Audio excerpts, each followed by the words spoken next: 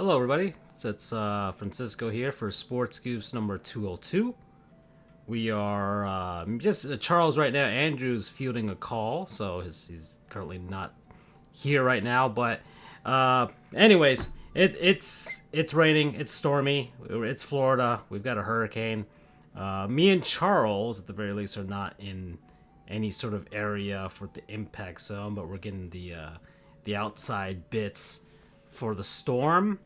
Andrew's probably a lot closer to it than we are, but I don't think it's doing a head-on collision with Orlando, at the very least. Yeah, I am a bit closer, Yeah. but Oh, he's back.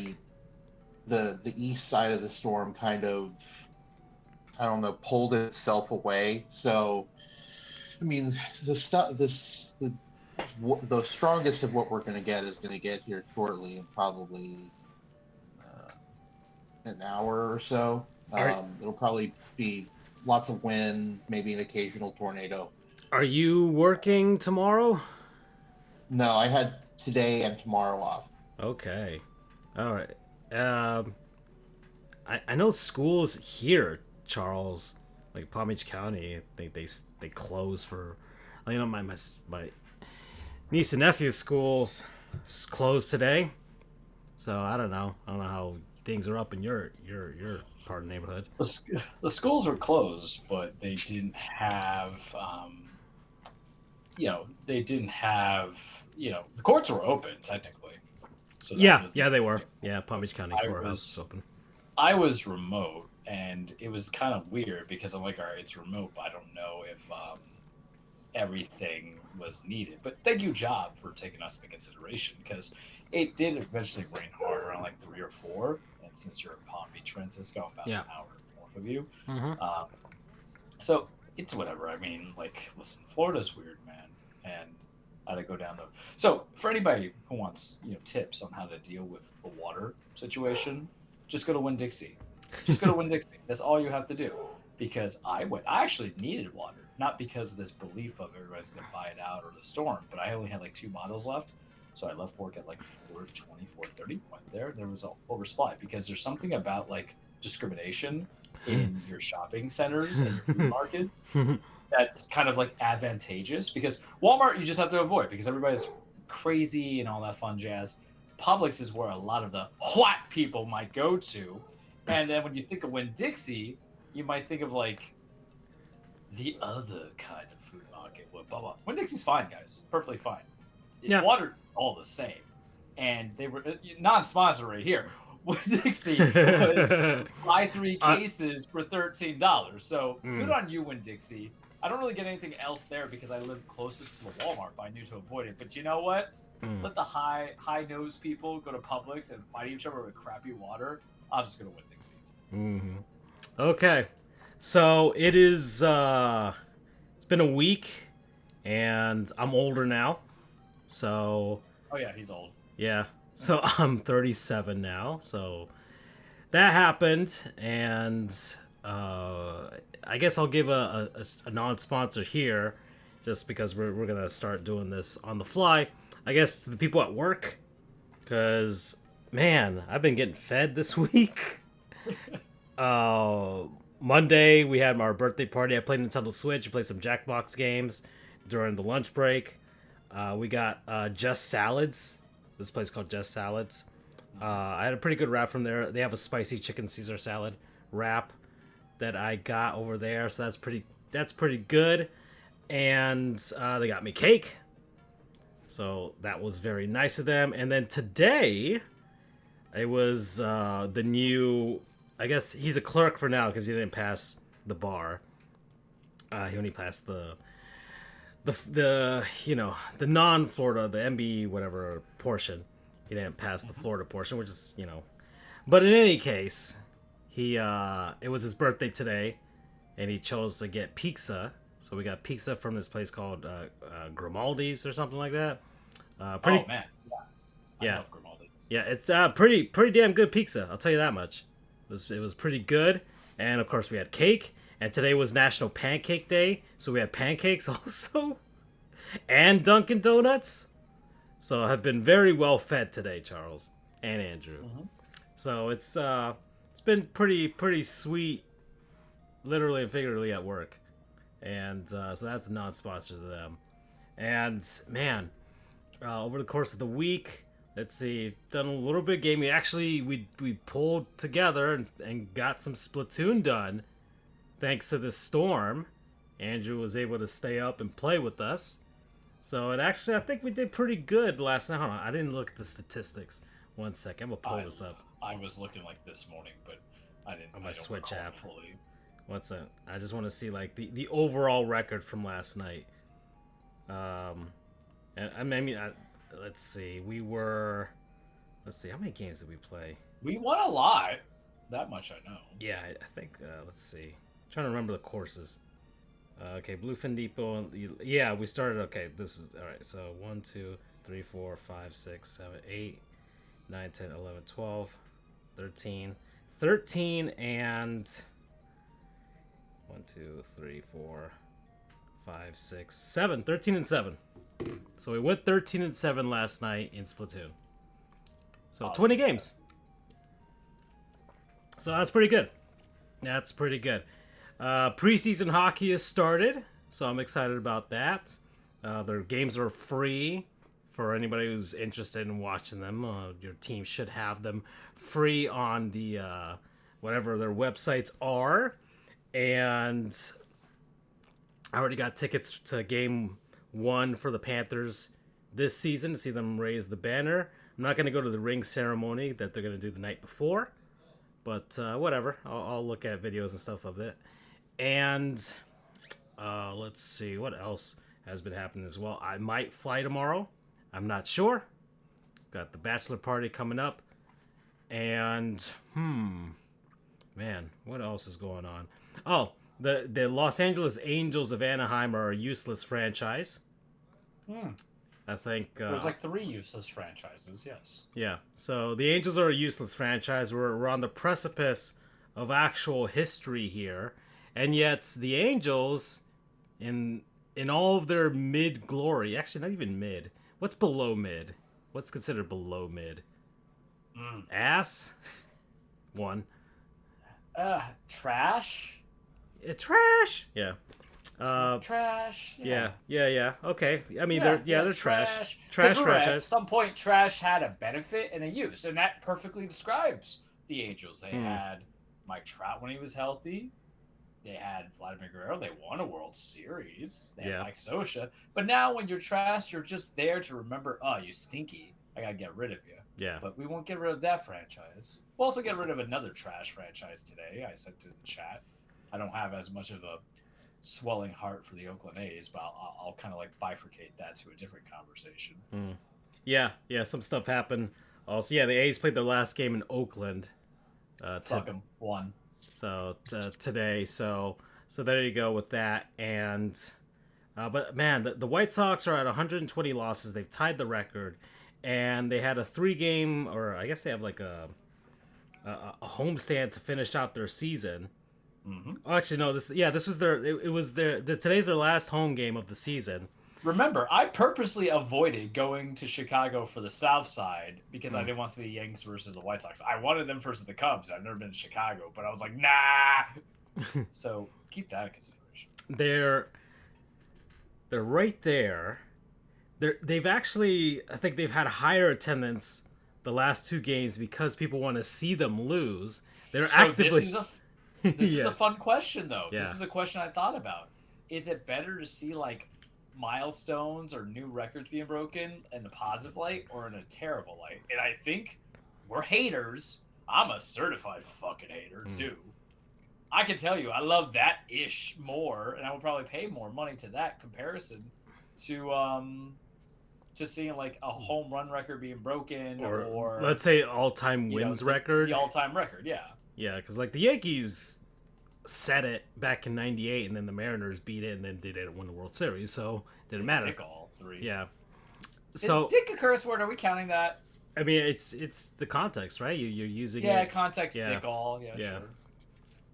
But man, the White Sox fans are actively booing the team when they're actually winning. They were cheering. That's kind of like why I like the fandom, though. They've been booing since they fired Rick Renteria. Like, Yeah, Tony La Russa. I'm like, yeah, what? they hate their owner. They hate their owner so much, Jerry Reinsdorf, who owns the Chicago Bulls as well, and Bulls fans hate them Trash too. Yeah, the Bulls fans hate him too. So they're just waiting for him to die because he's not selling either of those teams. And the White Sox have like the worst leverage amongst all of Chicago. They're trying to get a new stadium, like closer. It's called the South Loop. I went to Chicago this year. I know the area that they're trying to build at. It's next to their, probably around where they're. It's close to Soldier Field, close to their WNBA arena over there, and I guess the Whites or the Bears are building a new stadium in that area, anyways. So I think they're. Giancarlo got a home run. Thank you. Oh, there we go. There we go. Yeah. At 27, he won't break 30, but that helps out with the 500. Yeah. Oh yeah. That past week, Skip Shoemaker followed me on Twitter, so that was nice. I'm gonna miss him because he's gone, man. He is so gone. Yeah. Like he's gonna come manage a very healthy Jazz Chisholm in the Yankee world. Oh my god! Don't you worry, I'll take care of it. He's gonna be so good with whatever team he's gonna be with next year. It's gonna be with us. Like it will be. He is the hottest, maybe literally and figuratively, manager that's gonna be out there. Well, Gabe Kapler's out, so yeah, I think and he might be the Marlins manager next year, actually, since he's part of the team right now. You know, I would hate it, but I would love it. Yeah. At the same time. True. It'd be interesting too because he managed the Phillies and they're in our division, so there's no love lost there. But man, it would just be Joe Girardi 2.0, just reverse. And man, but yeah, the Angels losing to the White Sox. They've lost 2 of the 3 games now. They play. Let's see. Is Andrew here? I just. Oh, they got. Maybe. Oh, they lost today. Actually, they got swept. That's great. This is fantastic. They lost 7-0. So, man, what a useless franchise. Just the Angels set their record for most losses in their entire history. They've never lost. Let's see, they lost like what 90 something games now, right? Oh, they've never lost 96 games. They lost their 96. This is the worst team that they've ever had. And this is a team that needed a good sense of mediocrity. They needed to be the C- of mediocrity. Yeah. But, because Shohei left, but then in one season, the baseball gods punished them by injuring Mike Trout yet again. Just retire, Mike. Just retire. And then or just be a DH. Anthony My Rendon, God. Nobody wants to see you on the field anymore. At all. And then Anthony Rendon, who is really like lifetime goals, get paid millions of dollars, just hate the sport of baseball. He's so great. It's great. Like, the Little Leaguers, like, this is fun. He's like, no, this is just terrible. Yeah. But you should just do this because you make a lot of money. It's the promise of law school, really. So I actually vibe with Anthony Rendon. Man's like, I don't really care about y'all's opinion. He's a strong, independent man who really doesn't care about the fandom. Mm-hmm. I love it, actually. Yeah. And baseball, the beauty about those contracts is you can't terminate them early. Nope. And get out of it. You're they could tell him to go home, but they got to pay him all his money. So either way, it's guaranteed. And he'll go home. Yeah. He'll go home. He'll go home and be like, Call of Duty, Sparking Zero, Dragon Ball Sparking Zero. Yeah. Mario Luigi Brothership. Does he look like a guy? Zelda this weekend. Yeah. Echoes of Wisdom. Yeah. Your boy's playing Cyberpunk. We will make a game section today, I think, or segment today, possibly, to speak on it. Mm-hmm. And then Ghost of Tsushima or Ghost of Yotai, because I did say I'm coming. We'll make a game segment today. Remember, guys, we're a sports show, but we're a variety show now. But we don't have it structured because the hurricane kind of threw us off. The supposed hurricane threw us off. But yeah, Angels just useless. Ah, man. But anyways, the White Sox do have an opportunity tomorrow to lose because they're playing the Detroit Tigers. Do you want them to lose? Do you really want them to lose? I just want it to be there. I just want to see it. I want them to edge us a little bit. Like they have been. This finality of pride, because it would just be beautiful. There's like 6 games remaining, and here we're at the 3. There's 3 games. That's it. Is there 3? We're at the aren't we at the final The final series, yeah, this is the final weekend of baseball. Yeah, Before the when we play playoffs. the Pirates. Yeah. Yeah. Okay. 1, 2, 3. There's four. Yeah. Well, at least for the Yankees. Some teams play. Yeah, Today some could teams be a play big today. deal. Yeah, but But could you just imagine how fantastic that would be? mhm. I kind of love the edging a little bit. Like, we're not gonna do it, and then they wait till the last game of the year to do it. Just think about that. Like, I mean, yeah, it could mean something, and the Tigers are actually playing for something as well because they got the wild card race going on. This is actually baseball is actually pretty good right now. The Marlins baseball has been good this season. yeah, the Marlins lost 100 games again, so yeah, it's the third time and since 2012 they've lost 100 games again. That's been an utter disaster, but well, let's put an asterisk on it. Sandy was hurt. Yuri was hurt. Yeah, a lot of our pitchers went down. I would say with Sandy and Yuri on the roster, and they probably wouldn't have blown up the team the way they did this year. But I can't see them building it back up anytime soon. So I'm looking at next year. Like we'll probably trade Jake Berger. He's gonna be good for somebody. He's trying to get. He's almost at. I think he's got 29 home runs or 28 home runs right now. Yeah, he's gonna be a good close to fat boy 30 DH for an NL team. Yeah, or I mean he's a third baseman too, or a first baseman. Either way, so he good pickup for anybody that wants him next year, especially if he's balling out at the trade deadline. Because at this trade deadline he wasn't, and then it passed. But then he showed up after. Yeah, and now he's at like 20 home runs in the second half, right? So it's like, it's insane. And yeah, so next year he'll be a hot commodity unless they can trade him in the offseason, which why not? Sure, go ahead. No one gets really traded in the offseason. They do. I think some teams prefer it in the offseason because you can kind of. I think they can get. I would like to be able to control the housing market. Yeah, they can be a little softer on stuff because like some teams are really hard line with guys during the trade deadline and just like I'm never gonna give them up. So or teams have to pay really big to get them. Where here you could probably get a fairer return for Berger. Sandy's not gonna be traded unless he comes back from Tommy John and he balls out that first half and because he's not playing out the contract that he's got with the Marlins right now. He signed an extension, like we probably the only guy we actually signed an extension for, and yet he's not gonna be long for us. I would be very surprised if he lasts past the 2025 offseason. He's going to go the Josh Beckett route for you guys. Like the wholesome beginning face of the franchise, pitching-wise, only to just get flinged out. Flung out? Yeah, so he's 29 right now. You have to trade him.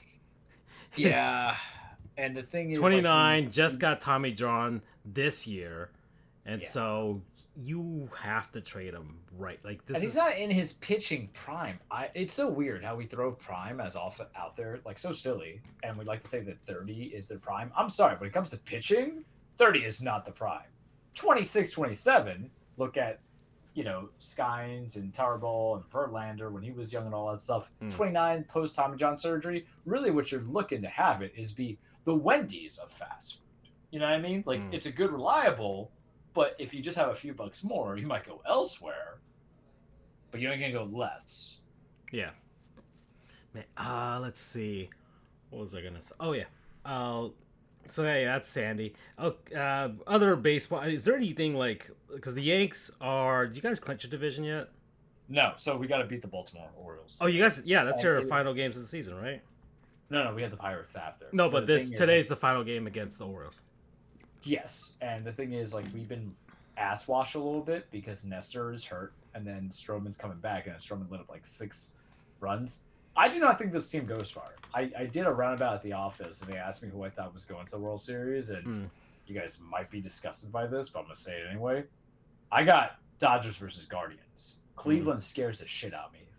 I said that last week, but analytically, they check all the boxes. I also know that a certain man's going to not show up in the postseason. So I don't care if he gets 63 home runs between now and the end of the season. He's not. He is not. His stats are terrible, man. His stats are terrible. I was just reading up on something. I'm not going to give it to you now. but let me just tell you, it was like 1.156 batting average. And if he proves me wrong, fantastic, right? I actually believe in our pitching a little bit. I like it, but the problem is that pitching can only take you so far, even if you're just down by 2 runs, because Judge becomes a strikeout machine in the postseason. Stanton's healthy, so that's all I ever said for the last 3 years I've been on the show with you guys. I'm like, oh, just keep Stanton healthy. I don't know what Jazz kind of produces in the postseason because it's such an anomaly for him. Yeah, he's had a very tiny, like last season. I don't think he got a hit against the Phillies in the wild card round. He's been better, but like still, Volpe is just dog shit. 5. He really is. Like he's still young because against kids like 23, but it's not. It ain't postseason ready. And Soto, let's just do it, baby. Yeah, that's who I'm really like hitching. Yeah. Okay, he's done it too. He's done it in the past. So. Yeah. But he also helped. I'm gonna say this right now. If we win a World Series, I'll get a Juan Soto jersey. Mets are gonna get him next year for a long-term contract. That's fine. But like, can I be a hater for a minute, please? All right. If I may. Let's do it. We've already had Aaron Judge hold the torch for several postseasons. Giancarlo's been there for some postseasons. Garrett Cole finally get an opportunity to do what he can do. I love that man. I will never betray that man. We know this. Like he could have like a 6 ERA. I'm like, I don't care. Like he's been fine this year when he came back from his injury, and it's fine because we were able to get like some arms. But Soto was really that missing piece because it's not just getting the young guy who's decent defensively in the outfield, but hitting the bat. It's because we just knew that Judge just can't like show up. He can't do it, man. I remember. We always get washed by the Astros, and we're going to get washed by the Astros again. Truthfully, I understand the whole thing is like Charles, you said Guardians and ALCS. I don't know how the final standings are like pulling out, but I really don't see it. I can look at it one second. I got it on the screen here. Sure. So, if you make me want to hate my goddamn life. Yeah, let me see. We're at 4 days left in baseball season right now, so I'm out. Let's see. I think we get the Astros in. Like, where's the bracket? The ALCS. If we get the bye. Yeah, whatever. Standings. Let's go. Andrew's saying he needs to get to a segment. Buddy, just jump into the voice call so we get there. Oh, okay. All right. Let's see. I'm trying to find the playoff bracket. Don't they have like a playoff bracket thing on this thing? They do, but I think they only give it when it's finalized. They should. I mean, I thought I saw it on somewhere. One second. I'll pull it up here. MLB playoff bracket. There we go. Postseason. There we go. That's their dedicated website for this. Okay, so this year or okay. So right now we got the Dodgers at 1 on the National League side. I think they haven't clinched yet because they were facing the Padres recently, but I think they can clinch very soon, from what I understand. Hold on one second. They're 3 games ahead. With I think they have one more head-to-head tonight. Oh no! The Padres are against the Diamondbacks. So I guess the Dodgers win or the Padres lose, they'll clinch the NL West. The Phillies already have the East. Then you have Arizona. Oh yeah, Milwaukee's already clinched the Central, and they'll probably be the weak team of the unless they ball out for the final. Well, you need the leading team to lose. Yeah, but but I think they'll probably stick there as the Central, as the division team that's going to face the wildcard teams, and then you have San Diego, who's probably going to be that first wildcard team anyways, and then you have Arizona and New York, kind of hanging on there with the Braves sitting right behind at 1 game. So we'll see. That could change, and we'll see if the Mets make it, or the Diamondbacks make it, or the Braves make it. So someone's gonna be out, and then so the Yanks are number 1 right now, as of today. Mm-hmm. They would face if things stay the way they are, they would face either Kansas City or Baltimore. Ugh. So you could have another series against Baltimore just to round out who wins the real East, right? I think they've been better. Yeah, because the Astros are going to face whoever the bottom wildcard team is. I think the Orioles are basically set as that competition as the top wild card team, anyways. So Okay. if Cleveland finishes out against you guys, then you'd be facing either Houston or Detroit or Kansas City. It's gonna happen. I literally I see it. I can tell it. We will get them in the ALDS and we will mess up, and that's fine. And I will be the angriest human being. The chat could never go public. But would There it might be like- enough to fire Aaron Boone to have him lose one more time against the Astros? Probably the weakest version of the Astros, too. Yeah, but this is the best version of Aaron Boone's team that we've had, and that's going on from like saying that we've gone to the LCS twice with the bad. But if he this loses is with the the best- best version of the Yanks against the worst version of the Astros, Gone, done, okay. 100%. And I get Skip Schumacher. Remember, Hmm. I am so invested in this being all or nothing that I can't lose as a Yankee fan except one way. We either win the World Series, I'll buy that title bet, maybe Juan Soto jersey. We lose, Aaron Boone's fired, and that makes me very happy because I've been saying he's running on the coattails of Joe Girardi. The only way I lose is just if we retain the man, and I just think the Steinbrenner's like, Yeah. why? Okay. I just hate the man so All right. much. He's Okay. so lazy. He's so lazy. Okay. All right. So that's the playoff scenarios right now. As far as the tanking scenarios are concerned, because that's the other side, and that's the side that I might as well look at it. So the White Sox, because they've been so horrible, Major League Baseball's lottery thing is that you can't be terrible. Like, they're trying to avoid tanking too much for too many years. So the White Sox, despite being the worst, Are you even trying to tank? Or is it just like you just kept drafting badly and you're like, this is what we got? well, I mean, You got the baby daddy who's seen time in Chino multiple times. You don't win in this. White Sox can't get any higher seeding where they're going to get the 10th seed. And the A's the same thing. The Marlins have the second worst record in baseball and would have the best odds in the draft lottery. So if there's anything to come out of that, it could be that. Now, they're 2 games ahead of the Colorado Rockies. So there is a possibility if the Marlins do win out and the Rockies lose out, that could change over the last 3 games. But the Marlins, I think, could clinch the worst record that is not the White Sox with another loss. So fingers crossed right there. Yep. So that's where we're at with that. And let's see. All right, so that's baseball. That's what's going on there. I don't know if Andrew said he wanted to pop in here, but Yeah. Andrew, you popping in or not? I'll put it in the chat. because he didn't have nothing to say about baseball. His Rays are not they've been eliminated. They Well, might the Montreal Rays or Memphis Rays. they can only at best finish at 500 for the year.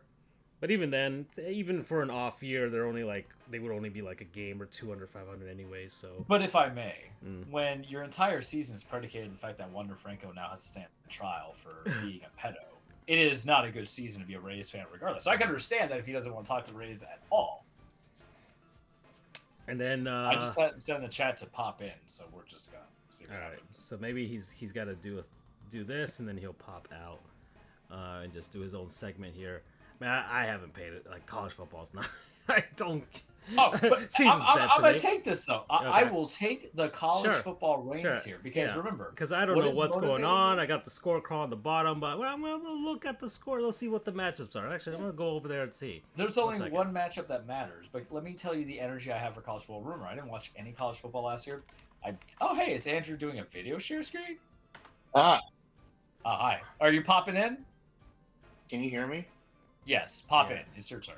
Yeah. Okay, I was having some technical issues, so as always. Okay, so Okay. we did our baseball segment basically. I heard. I was trying to pop in when you said, "All right, your turn," and well, yeah, I was having the tech issues, but I'm here now. All right, so yeah, we talked baseball. I don't know if you have not anything going to contribute to I am the... not starting with college football today. Whoa. I am not starting with college Oh, wow. football. You have today. a very important game this week that I need you to talk about. I will get there. I will get there.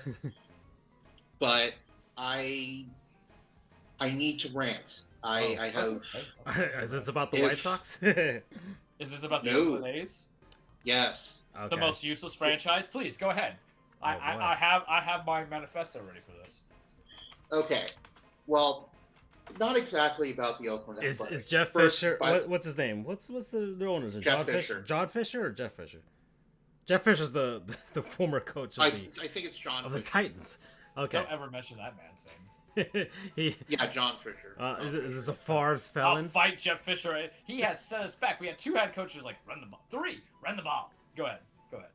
Okay, so while I'm in this mind, so I'm picking on John Fisher in particular because it's the most active thing going on right now, but the same can be said for Stu Sternberg with the Rays, with The Marlins. no, well, Jeffrey Loria.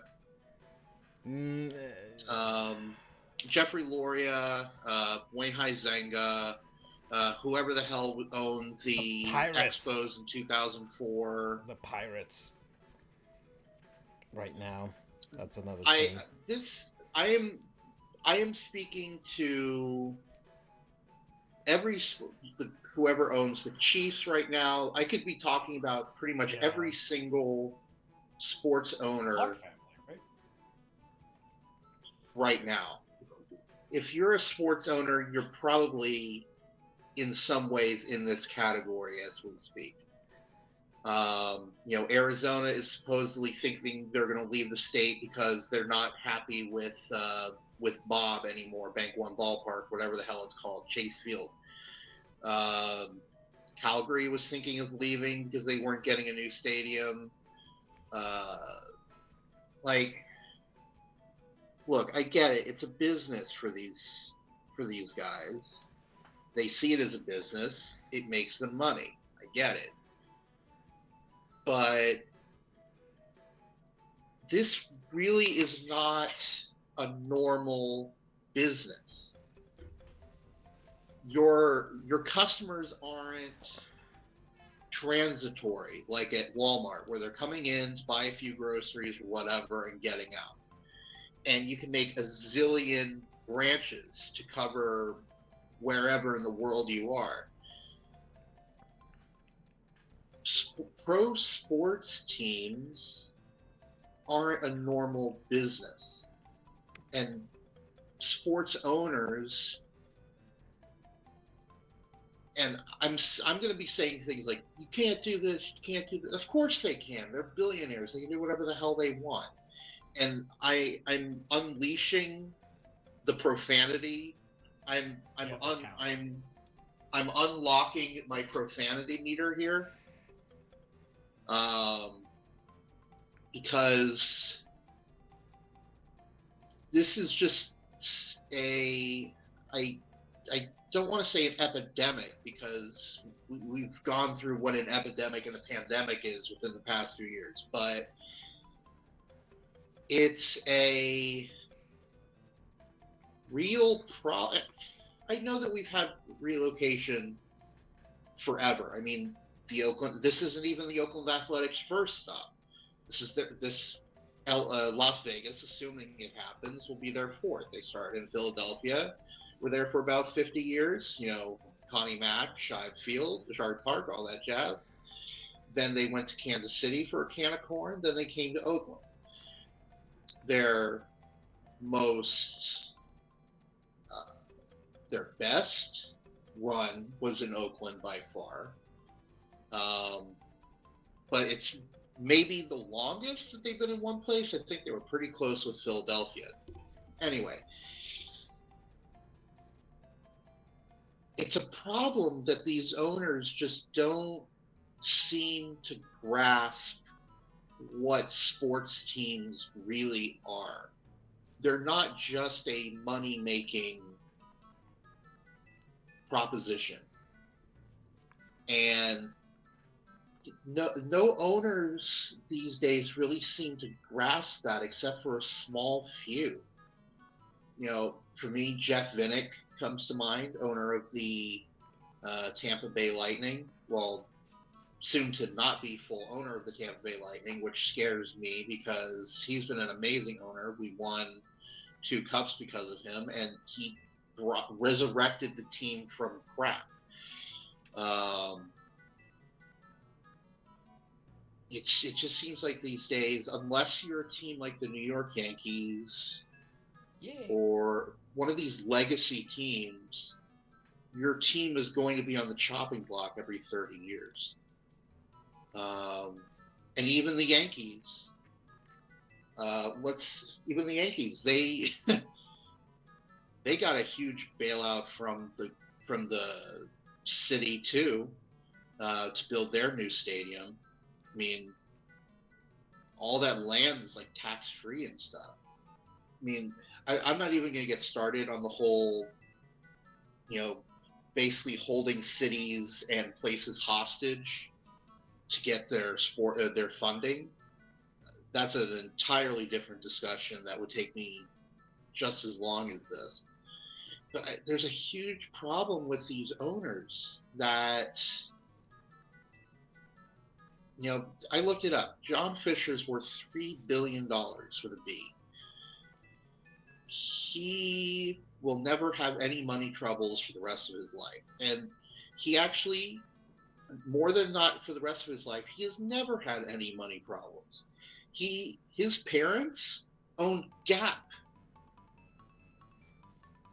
The dude has never had to worry about money in his goddamn life. And it shows. This is a man that is so completely tone deaf when it comes to what makes people's lives happy.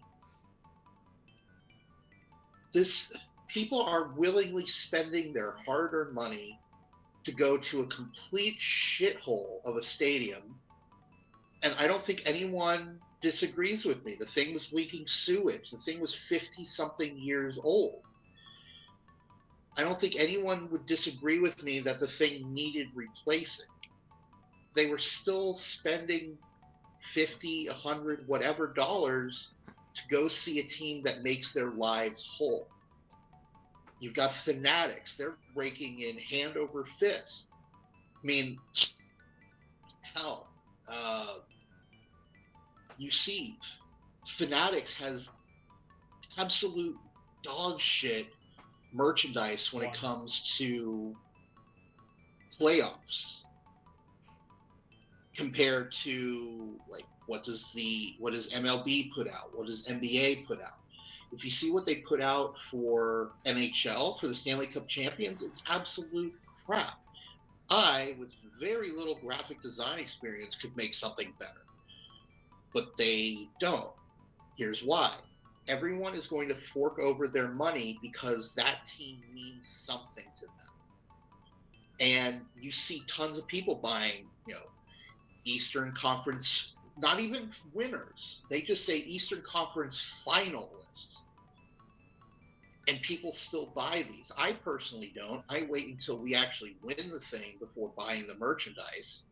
But people have that unbelievable connection to their team, and they're willing to do whatever it takes to support the team, whether it's paying money to go to the games, wearing their jerseys. These people live and die by their teams. I think it's evolutionary, not to get too scientific-y, but we as mammals, as descendants of Neanderthals and all that wonderful stuff, we're very tribal in nature. That's why, we cheer every 4 years, every 2 years. We can put aside our differences and we all cheer for Team USA. We all cheer for Team Canada. What's that? Speak for yourself. So we're a very tribal species. luckily, for the most part, we've gone away from like killing each other on the streets. I say mostly. I mean, just kind of like on a regular day to day, we're so claned up together. Um, but we get rid of that anger and that evolutionary stuff through sports. And it's in a healthier way. I mean, look what happened with Tua. He got injured, and everyone started. Buffalo Bills fans started donating to his charity. That is still a rivalry, the Bills and the Fish, or the Dolphins. Although I'm going to be honest, it's really not a rivalry right now. Sorry, Francisco. But why are you saying sorry to me? I'm gonna have to defend the. I'm defending. It's a rivalry because both of them never go anywhere past the first round, so it's a rivalry. Yeah, but at least rivalry Buffalo has actually gone somewhere recently, as opposed to the Dolphins that seem to flame out in December. But I digress. I mean, you don't have to apologize to me. I expect the flame out. I actually want the flame outs at this point. But my point being, it is a rivalry, but we've evolved enough that we realize at the end of the day, this is just a game. But when it comes to certain serious matters, like him getting a concussion or Bengals fans coming together to support Damar Hamlin after he died, literally, you see it all the time. I mean, even Michigan and Ohio State fans, they hate each other's guts. But if push comes to shove and something happened majorly to one of them, they're going to come together and be in support. That is vastly different from the way it used to be when we were less evolved creatures. But that still innate sense of wanting to belong to something, to some common entity, that still exists. That's not going away. It's just been redirected into a more healthier way. John Fisher, the owner of the Calgary Flames, the owner of the Montreal Expos, all of these guys just don't give a shit. It's more than not giving a shit. I don't think they even understand. They can't even comprehend because they are just that detached from what it means to be a regular person. They have more money than any of us will make in our lifetimes quintupled, and I'm even being nice there. This guy's got $3 billion. He is never going to hurt for money again in his life, nor has he ever. And if he's 63, that's near retirement age, he could sell the team. He could sell the Athletics for, they're valued at $1.2 billion right now. He could sell them for $2 billion. I'm sure someone would take it over for $2 billion. He would never, already not really, but let's say he is somehow hurting for money, which he's not. That's a $2 billion payday right there. He will never have to worry about money for the rest of his life. He just either does not or chooses not to understand that pro sports teams in general, are more than just money makers, because their customers, I don't see anyone going around and, there being a massive Walmart versus Target rivalry like you do in sports. And the only reason that this kind of stuff doesn't happen with colleges and universities is because you can't move a university like that. Although, just by saying this, I'm sure some college president is maybe thinking of something. So who knows, maybe in 20 years we'll start seeing college realignment. And I'm not talking about conference realignment. But for $2 billion. Think of this: for $2 billion, John Fisher would make so not even spent costing. He is receiving $2 billion to make a whole region of a state unbelievably happy. And he's choosing not to do it because he thinks he can squeak a few extra bucks out of it. And he hasn't, I looked it up. Their payroll, the A's payroll, has gone down since it was in 2004, which was the last year before he owned it. They're spending less on players now than they did 20 years ago. And that was in the Moneyball era. He has invested nothing in this team at all. And he has stopped or hampered any sort of stadium negotiation every step of the way. You had San Jose as a possibility. You had Howard Terminal as a possibility. There were, I think, altogether five different possible sites that they could have gone to. They may not have been in Oakland proper, but they would have been real damn close.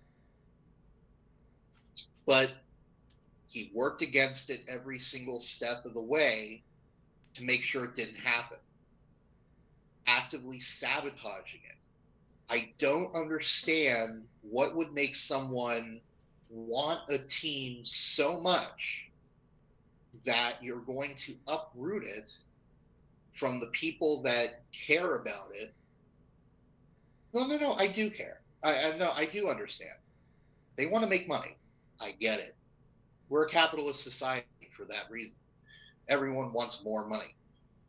But how much more money is he going to get moving to Las Vegas? He's getting a stadium.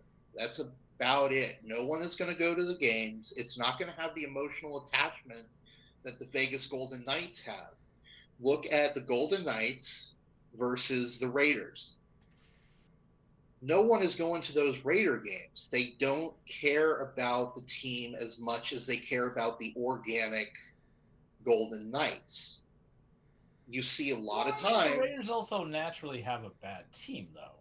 Like the Golden Knights at least built something. Like the Raiders have been asked. People go to Raiders games, but they're opposing fans for the most part. That's what I mean, though.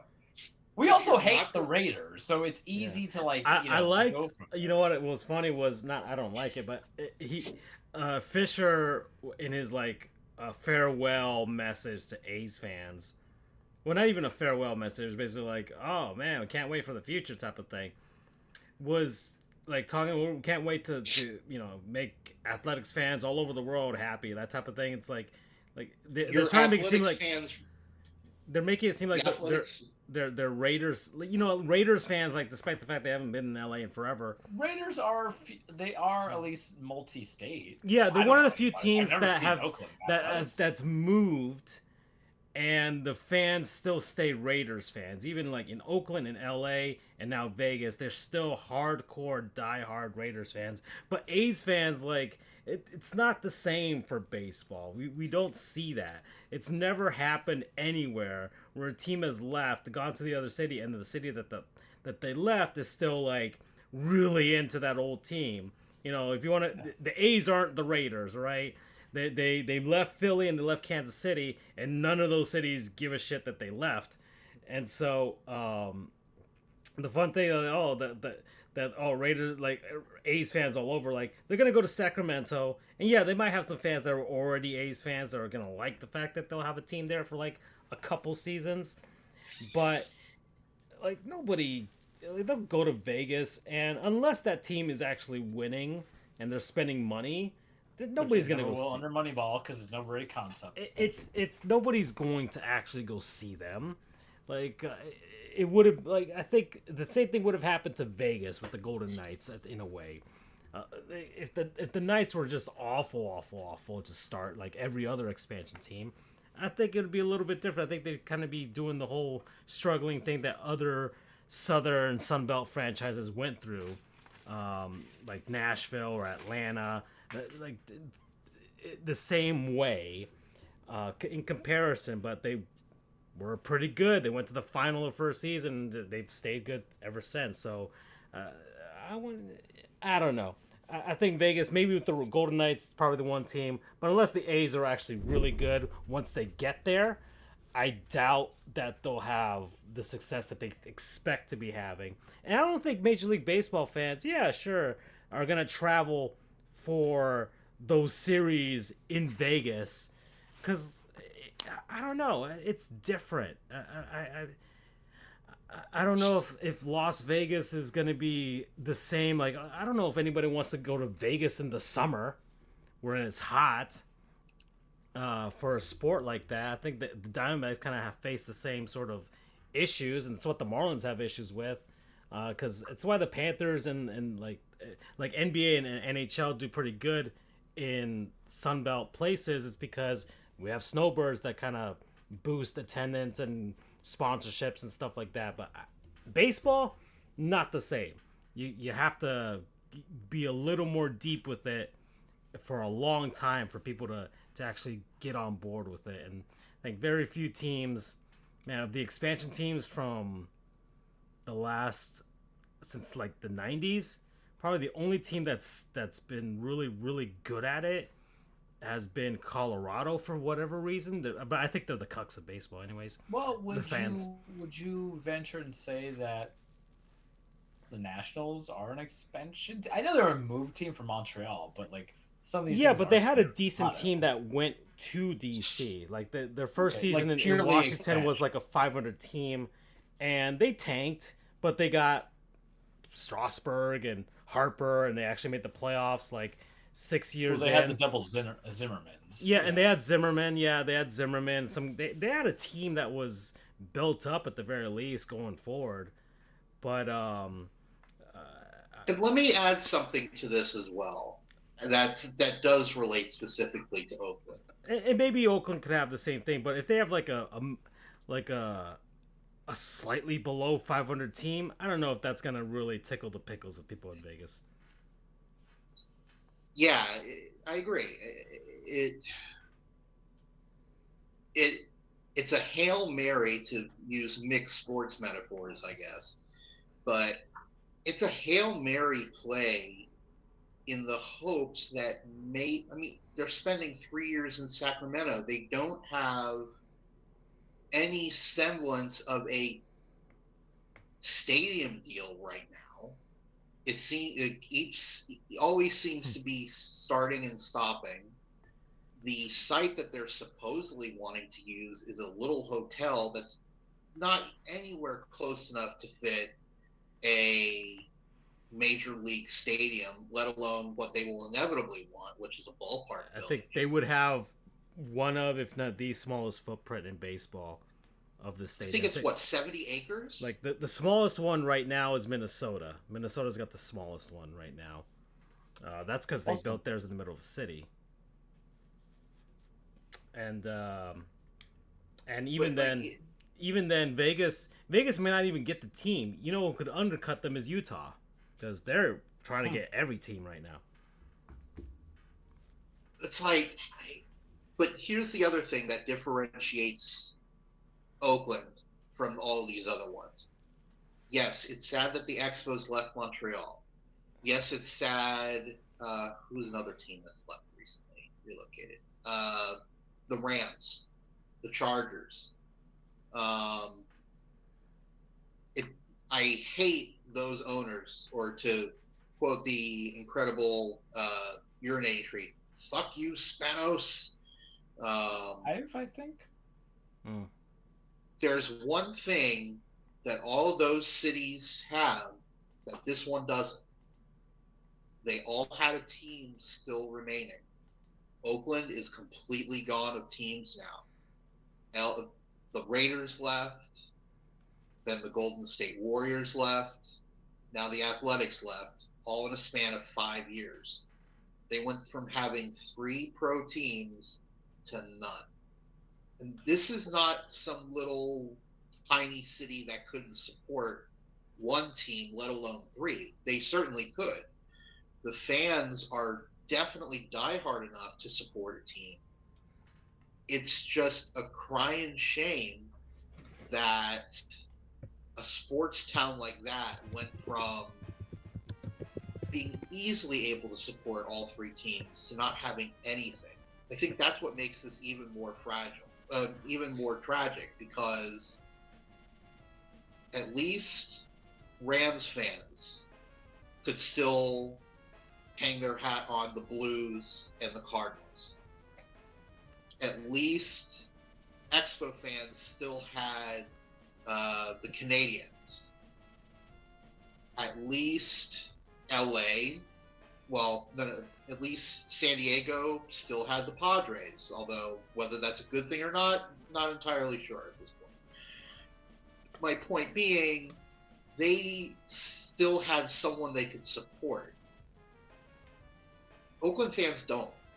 And they've had their heart truly, completely ripped out. And there's nothing else for them to do. I'm not putting down the Oakland Ballers or these other teams that are trying to fill the void. They're doing a great service.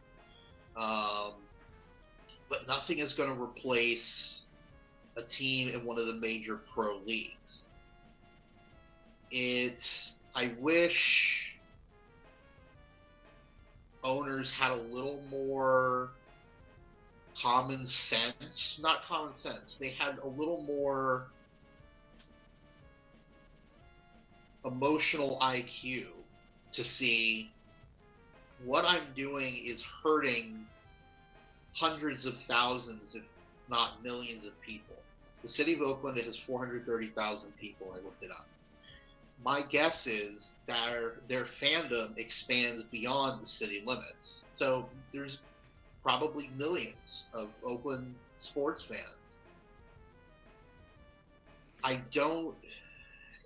It boggles my mind. I guess because we're coming up at an hour. I geez. guess to close it out,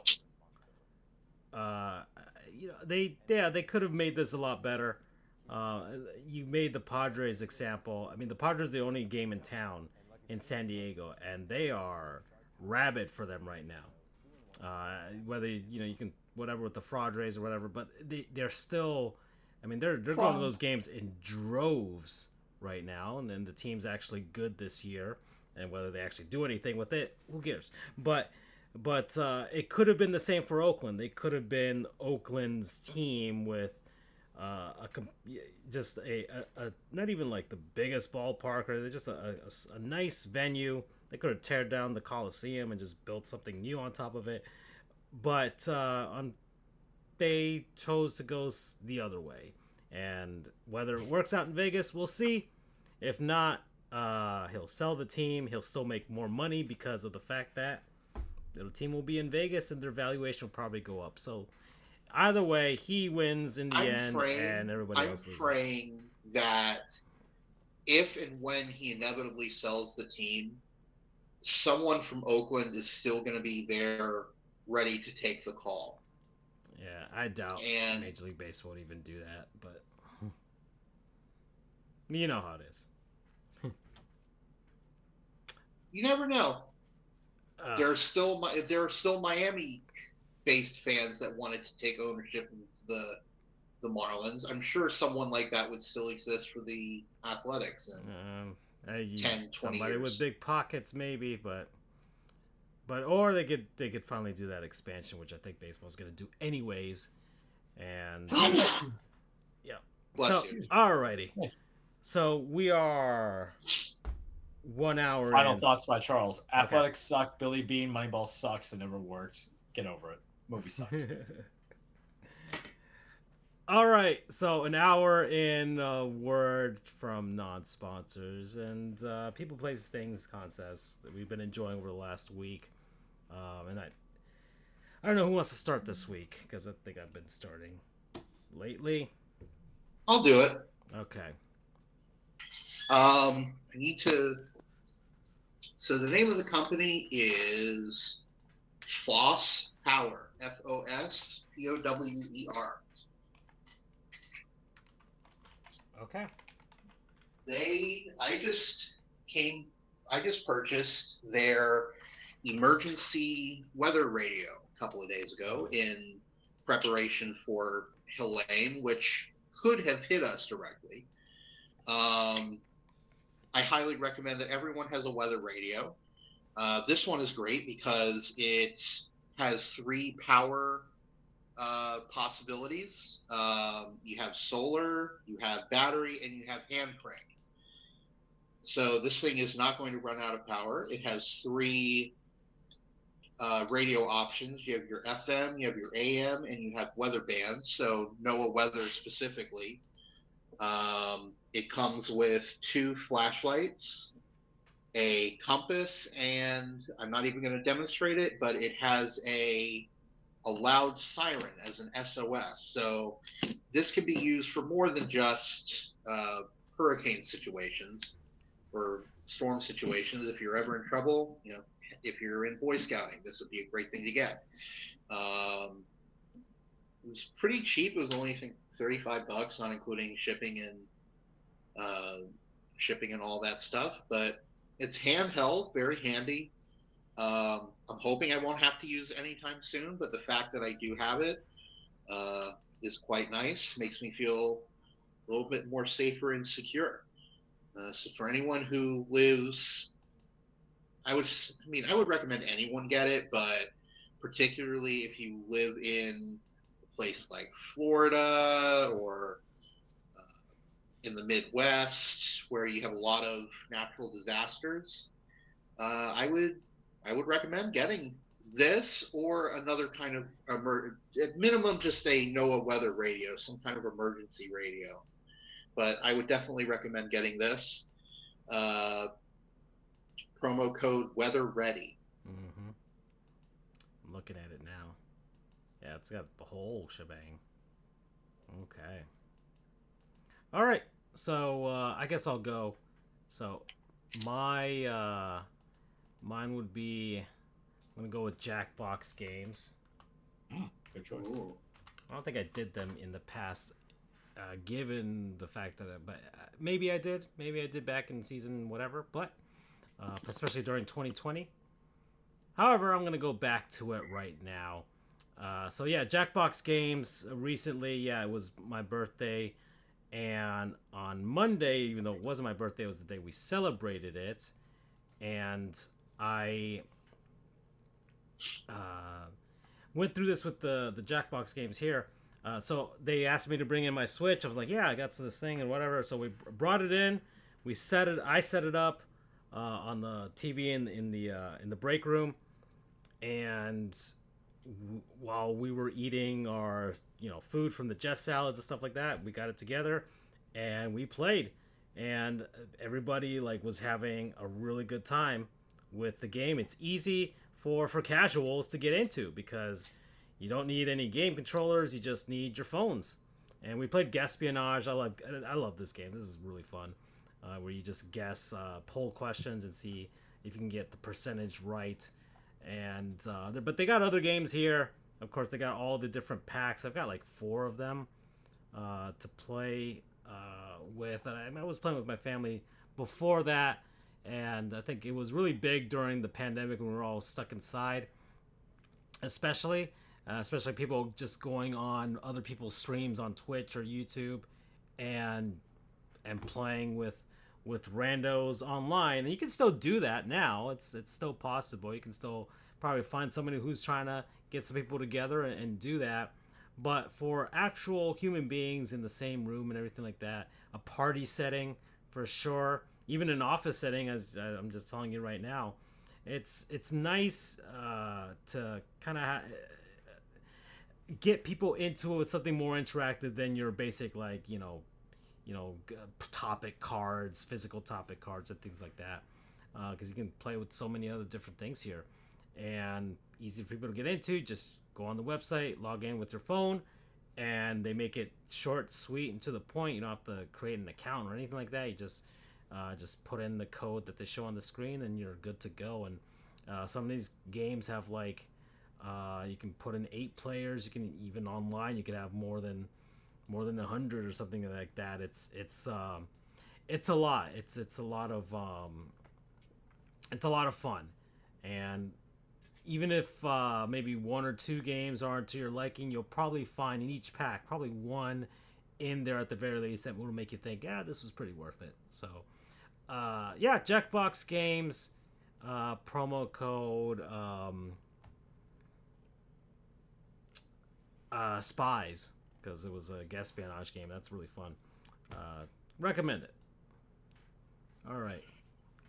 All right. Well, I guess I'm next, so I think this is an easy one to kind of speak about. So on the topic of gaming, your boy, since July 27th, has taken on to the adventure of RPG continuation. Remember, it's the year of the RPG, the Char-PG, Yeah. is what we said. And I started in late July Cyberpunk 2077.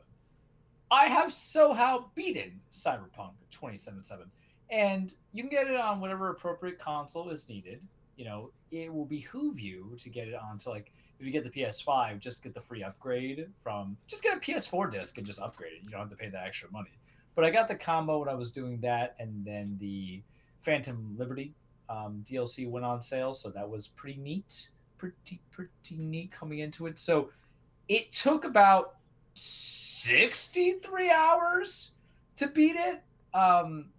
And mind you, this is a game that has many endings that you can go with, about 4, technically 5, I think. But to give you a clear cut through, this is Project Red's baby. If you remember, it came out, 2018 and 2019 to a lot of controversy. Was it 2020? It was during 2020, man. We were stuck inside, right? Well, I don't know if it was they made the upgraded version, because I remember it being... Yes, it was. It was 2020. It was 2020 because it came out on the PS5 and the Xbox Series, and that's when those games were that's when remember, it came out, to give insight, it came out in the PS4 and the Xbox One and the PC, and it was very buggy, very broken, messed up. So CD Projekt Red took its time to change it and make it better, and they gave it the proper upgrades. I'm playing it right now as we speak, but once they redid it, people were telling me game of the year. And here's the thing about my buddy Ross. Here's the thing about me that you guys need to know. When it comes to gaming, I don't have much I don't want to say imagination. I don't have a lot of qualifications. You tell me something's good, I'll watch the first hour of it on YouTube, and then make the appropriate decision to go from there. But it's a futuristic setting. It has Keanu Reeves as Johnny Silverhands, and we love Keanu, but it's an RPG shooter with all this other stuff where you choose your own options. I've only played one CD Projekt Red game, that was The Witcher 2, and I didn't like it because I thought the first 6 hours are great, and then I got bored with it. But I have Witcher 3, remake, remastered, upgrade PS5 version, next-gen console, whatever you want to call it, and I picked this up, and after 65 hours, I like it a lot. I don't meat ride it the way that my buddy has and other people have. I'm giving it an 8.5. I think the shooting is good. I think it's violent. I think the side stories are actually quite fantastic. The very long, side stories. The main story is fine. The ending I was recommended to take, I actually didn't like for reasons I don't really want to spoil for people. But there's a problem I have where full circle is too full circle for my liking. But there's multiple endings, and here's the thing: when it's a game like an RPG that has other ending, and you see Idris Elba there, and the Phantom Liberty DLC, which I'm playing right now, which is supposed to be the epilogue and mid-story at the same time. But you'll hear how some games will have multiple endings if you do certain choices. Dishonored is an example of it, right? Even though it's really about the choices that you make.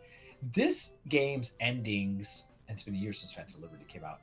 This game's endings actually have different missions leading to it, so it actually entices me to want to play the other options because I'm getting different missions, if that makes sense. So I liked it. I kind of hate the driving. I thought it could have been better, but they made their money back. They fixed it. They owned up to it that they made a mistake. They've done what they can. The technology is available too because this was probably a couple of generations ahead, so they're catching up. Fantastic game to play if you have an OLED or a high-running PC. I would recommend to you, Francisco. it's dirt cheap, really. You can just go to GameStop, get a used copy for like $15, or just buy it off of Amazon for 20, and you're in a game that's going to give you about 64, 65 hour storyline. It's kind of easy too. You didn't really die a lot into this. You do get some good building of how you could build your V, so to speak. V is the main character. You can play around with what your hair looks like, your character looks like. If you go for male, you can make your penis size as ever big as you want. So for you men who are inadequate, there you go. For people who hate full or who love full integratedness into their gaming, but pretty good with the PS5 controller too. Because remember, whenever I play a game on the PS5, the one thing I have to evaluate is the dual sense. Like, how does it work for it? So the driving feels good, even though I hate the way the driving mechanics are. I love the sensation of the controller, and also how I'm shooting this gun going from there. I love Keanu Reeves in this game. There's something about him that I appreciate, how he's utilized, how he characterizes himself in this character, Johnny Silverhand's, the quips and everything. And I'm just glad Keanu's getting a lot of love. We obviously love the John Wick series for multiple reasons, but Was he breathtaking? He was breathtaking. He was breathtaking. He shot I'm on not the even gonna lie. hedgehog. He is one of the charming characters in the game. That was the whole run when he got reveals. Like, you're breathtaking, you're breathtaking. But he is a well utilized character. The voice acting is pretty good too, and I think that matters a lot when you're doing a big ass game, 7, where you have good character models, good things. Like, to give you some insight, and I know I'm stealing a little bit, but to sell it to people who are like maybe straight away, I got to help a child abduction ring in one storyline. I got to crucify somebody on TV, or not choose to. You have to play that story to understand why it matters, and it doesn't matter because it matters to the person being crucified.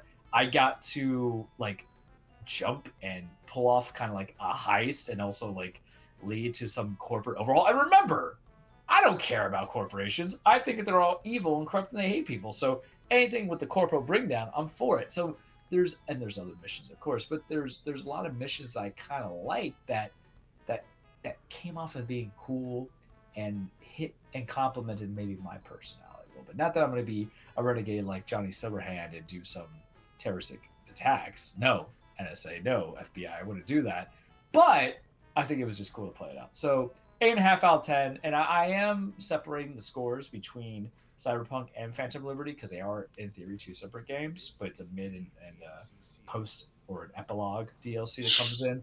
But if it's 8.5 and I've put in like 70 hours at this point, we've done its job. And yeah, it's a very long game, but you know what happened, guys? After the first 15 hours, I don't know where the next 75 went because I was just screwing around. And that's what's good about those kind of games. So I'll look forward to Witcher 3, Cyberpunk, play it. It's time. You guys should do it. Do it when Cyberpunk 2 comes around. Pan Am's great too.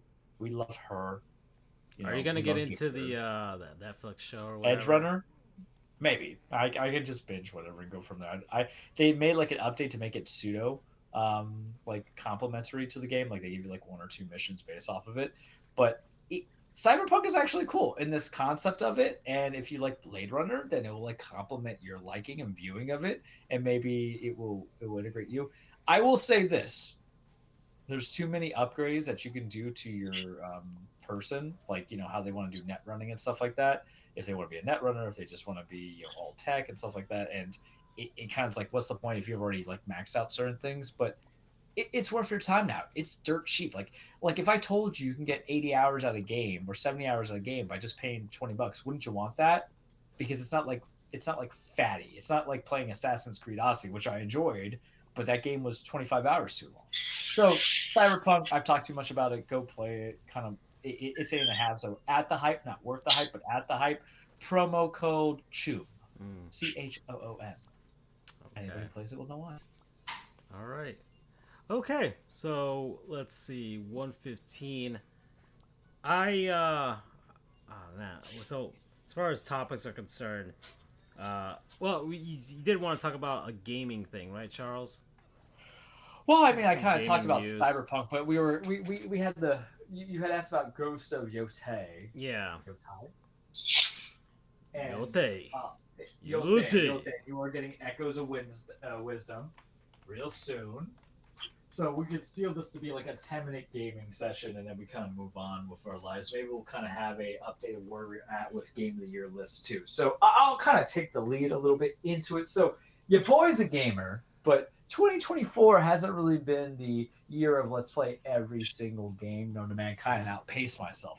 I played a lot of RPGs this year, and I was like, ah, man, like I'm never gonna catch up. But I'm just here for the experience. So PlayStation, whatever you feel about the PS5 Pro or not, I really don't care. You're an individual. You take your own feelings. I take my own feelings. I go from there. But they had the State of Play direct that came on, and they showed Ghost of Yotei, which is supposed to take 300 years from Ghost of Tsushima.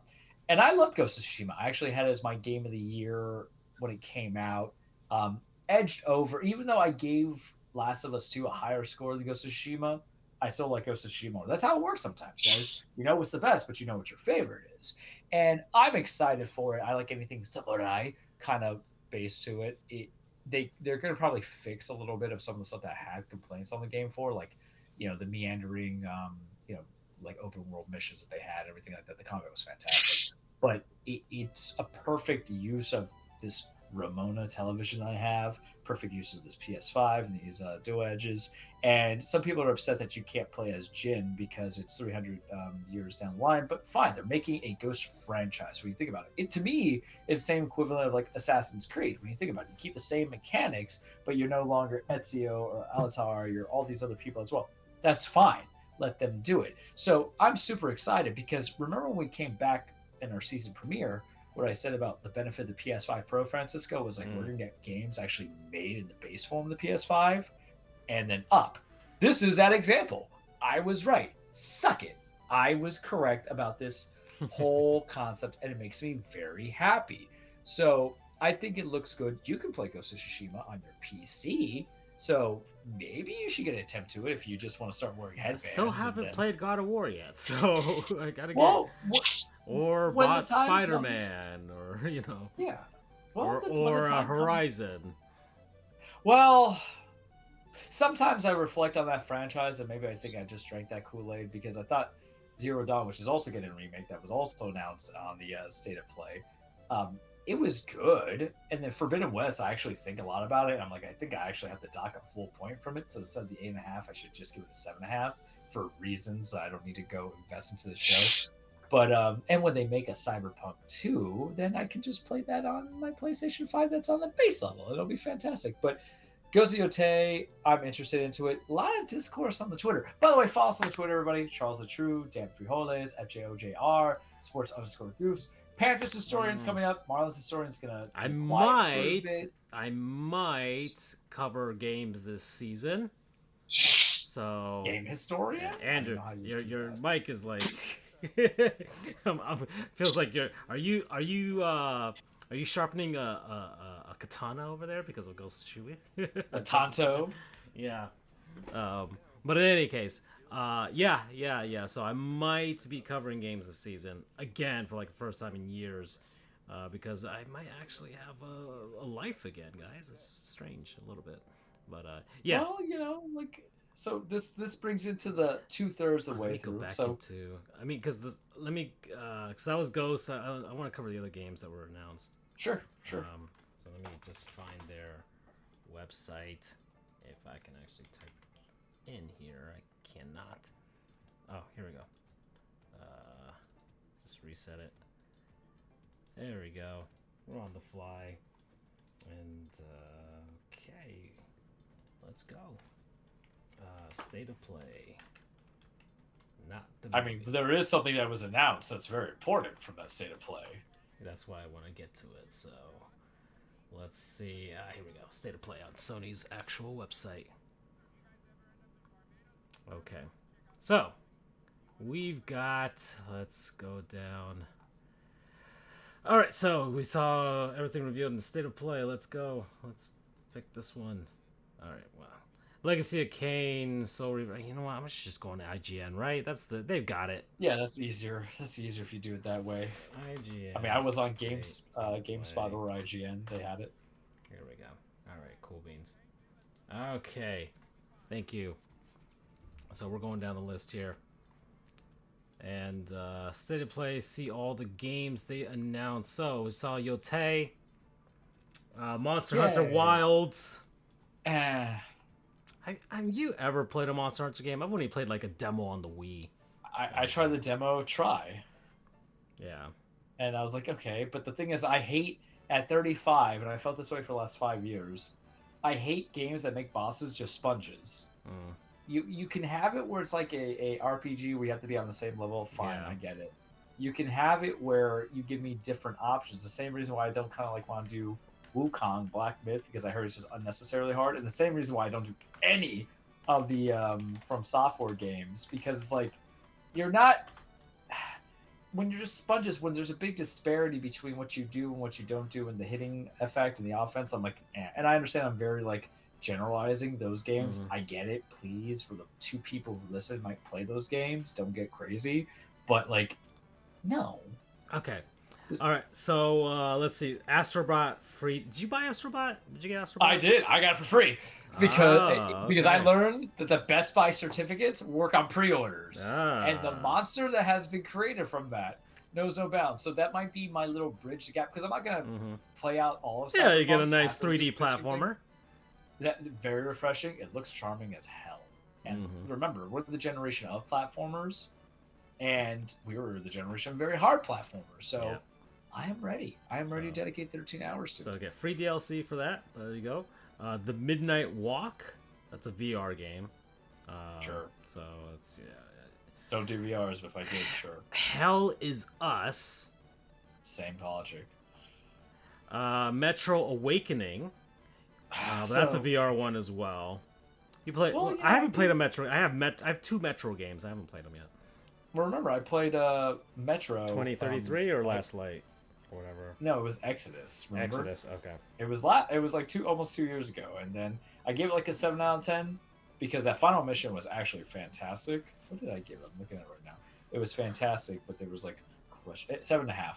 But you just have to buy it too. But as a VR game, that's actually perfect. That they make everybody like radioactive.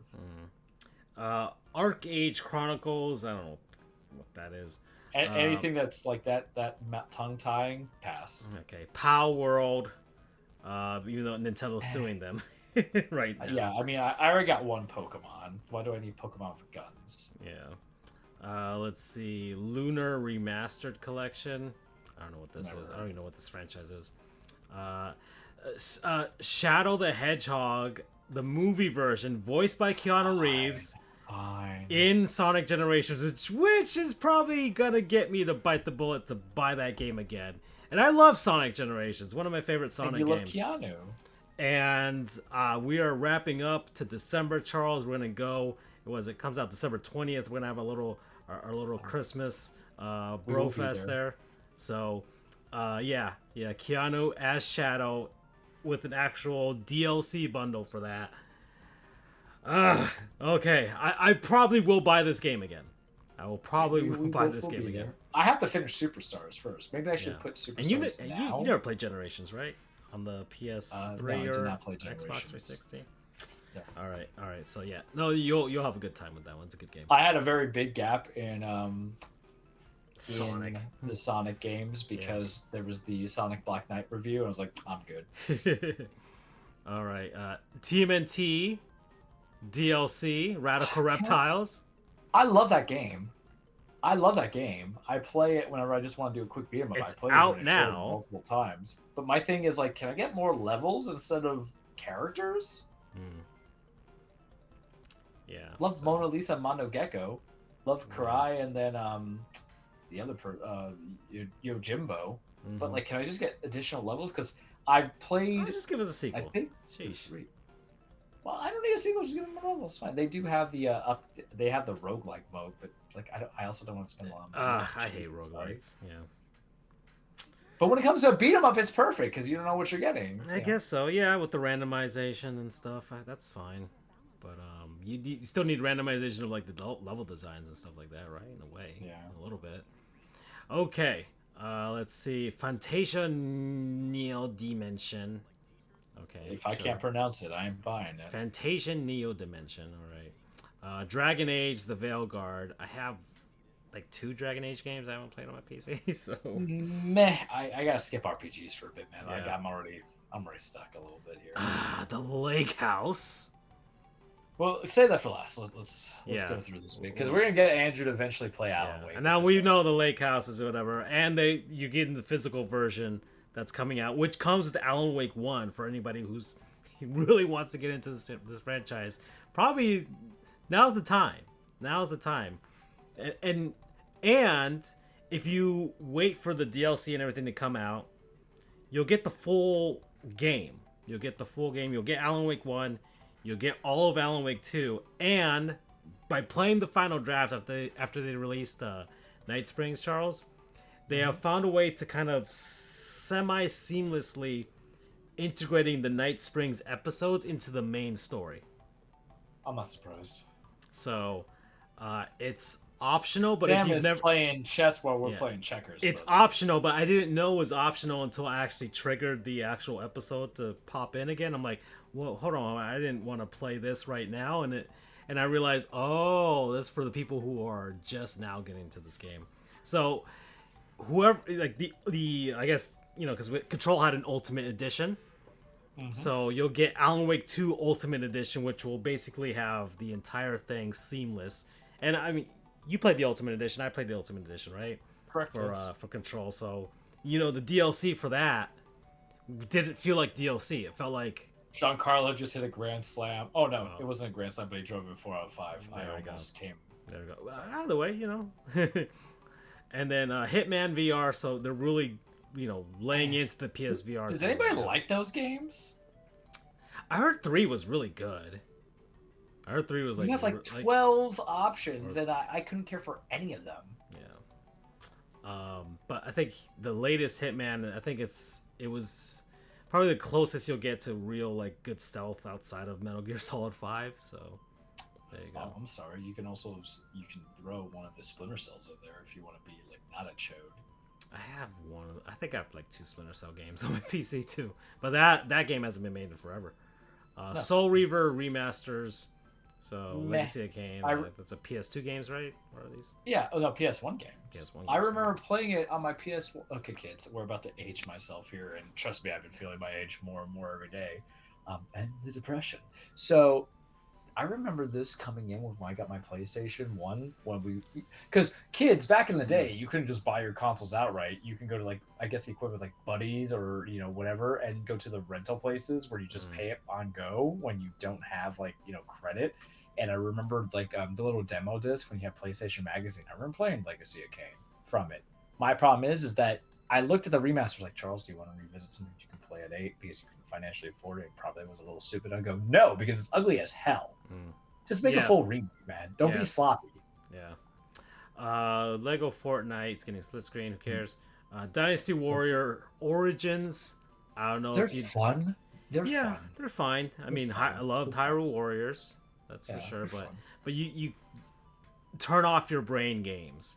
I would pay $15 for it and not question a single bit of it. Yeah. And you'll get it'll be a long game. You'll get a lot out of it. Yeah. If you we got really, like 30 really plus hours out of the Hyrule ones. Yeah. I mean, I think I 100% of that game. Actually, that's how much I played it. It was during the pandemic. So. Yeah. Monster Hunter Wilds. So we talked about that already. Lego Horizon Adventures. Why? Just why? So a Lego version of Horizon. Remastered and... Yeah. So what is up? Why do we care about these Lego games? They're cute. They're charming. They've almost been in play for 15 damn years. Yeah. They're pretty simple too. Pretty simple games. I think I beat Lego Harry Potter. That was like the one. I have several of them. They're giving them away now. Yeah, they give them away for free. I got a bunch. Yeah, I got Lord of the Rings. I got I think one of the Star Wars ones, and I think what else did I get? Maybe one of the Marvel. I have 2 of the Marvel. No, the ones. villain. I have like the villains ones. There's Lego Batman that you can I have play. Lego City Undercover, but those are on my Wii U, and I was just done. I'm like, I'm not playing these. I'm retiring the Wii U.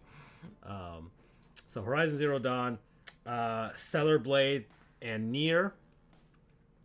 Right, whatever. We already talked about Ghost of Yotei. Yes. And then PlayStation Plus October games, Dead Space, Doki Doki Literature Club Plus, which I do have and I haven't played yet. and WWE 2K24. They hit me. I was kind of playing. I'm like, do I want to get now because it hit like $30? And they're like, no, we got you, fam. I don't know what a wrestling game is doing during the spooky season. I played Dead Space last year. Definitely recommend it. It was a good ass game. But 9, 8. But WWE, I was like, sure, this is perfect for me because they'll have the me and my boys will play, and I'm going to Bad Blood, so let's hype me up even more so. And the servers will be up until like February 2026, so perfect timing. Perfect timing. Towers of Agazba, open world biome building adventure game. Developers described it as an indie title as a mix of Animal Crossing, Zelda, Breath of the Wild, and Studio Ghibli's Nausicaa. All right, good luck with that. Chroma collection for the PS5 Pro and the covers and stuff like that. Sure. Teal, love teal. They're like iridescent in a way, so it's the color scheme there. Fear the Spotlight. And then what else? Am I missing something? This is the end of the article. I feel well. We have a lake house, so yeah. All right. So back to the lake house. So we're at Alan Wake 2, and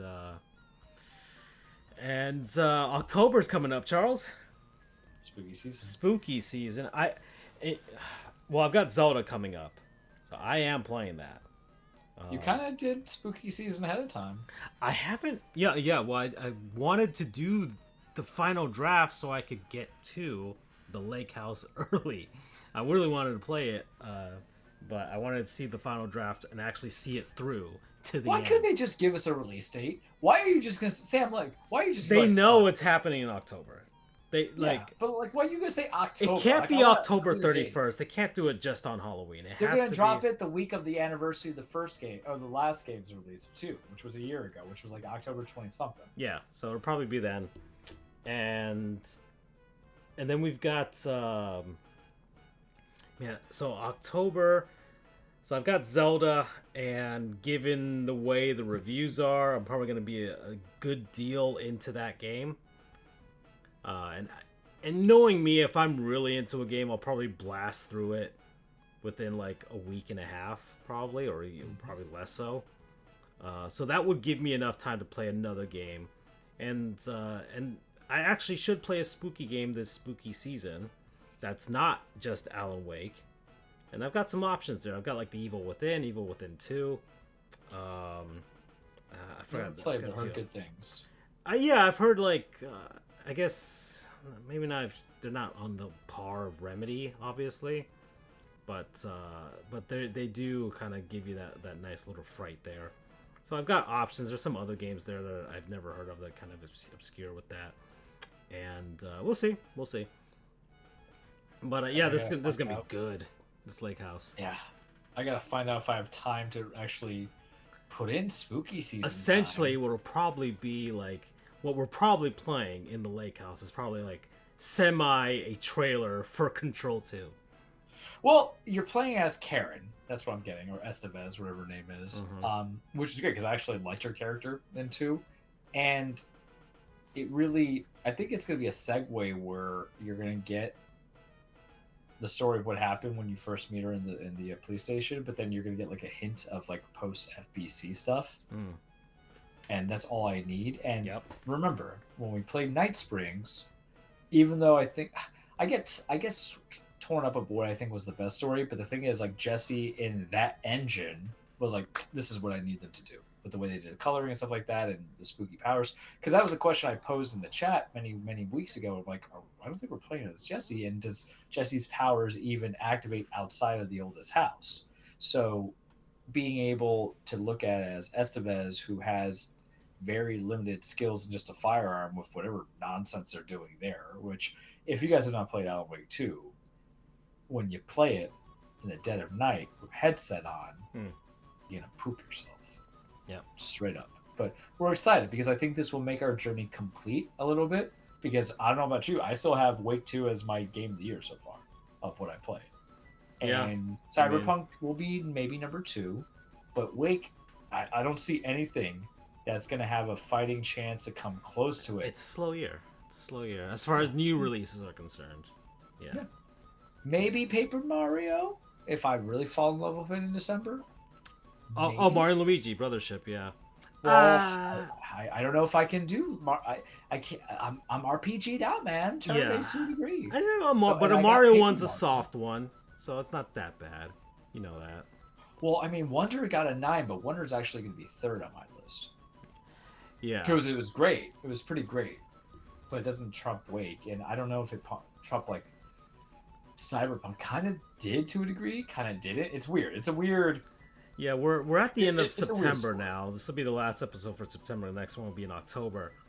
And I mean, this year is slow for me compared to the Yeah. last three, which I've completed 300 games, uh, and you We're know, of marinating varying with. degrees, obviously, Actually, no. but I like Pikmin 4 would be number 2. yeah, and you still haven't even completed that one yet.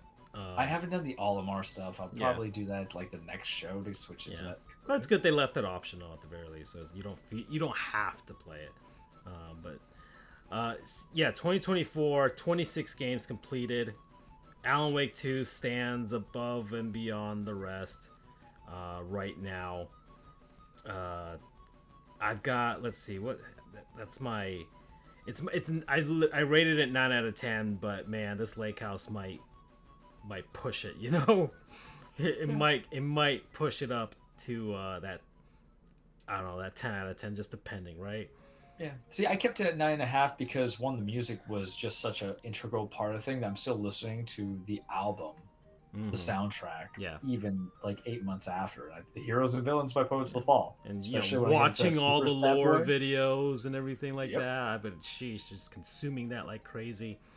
And then knowing what the final draft ending was just fantastic. Yeah, yeah. Let's see. Yes, The other sir. game I poured a ton of time into was Need for Speed Heat.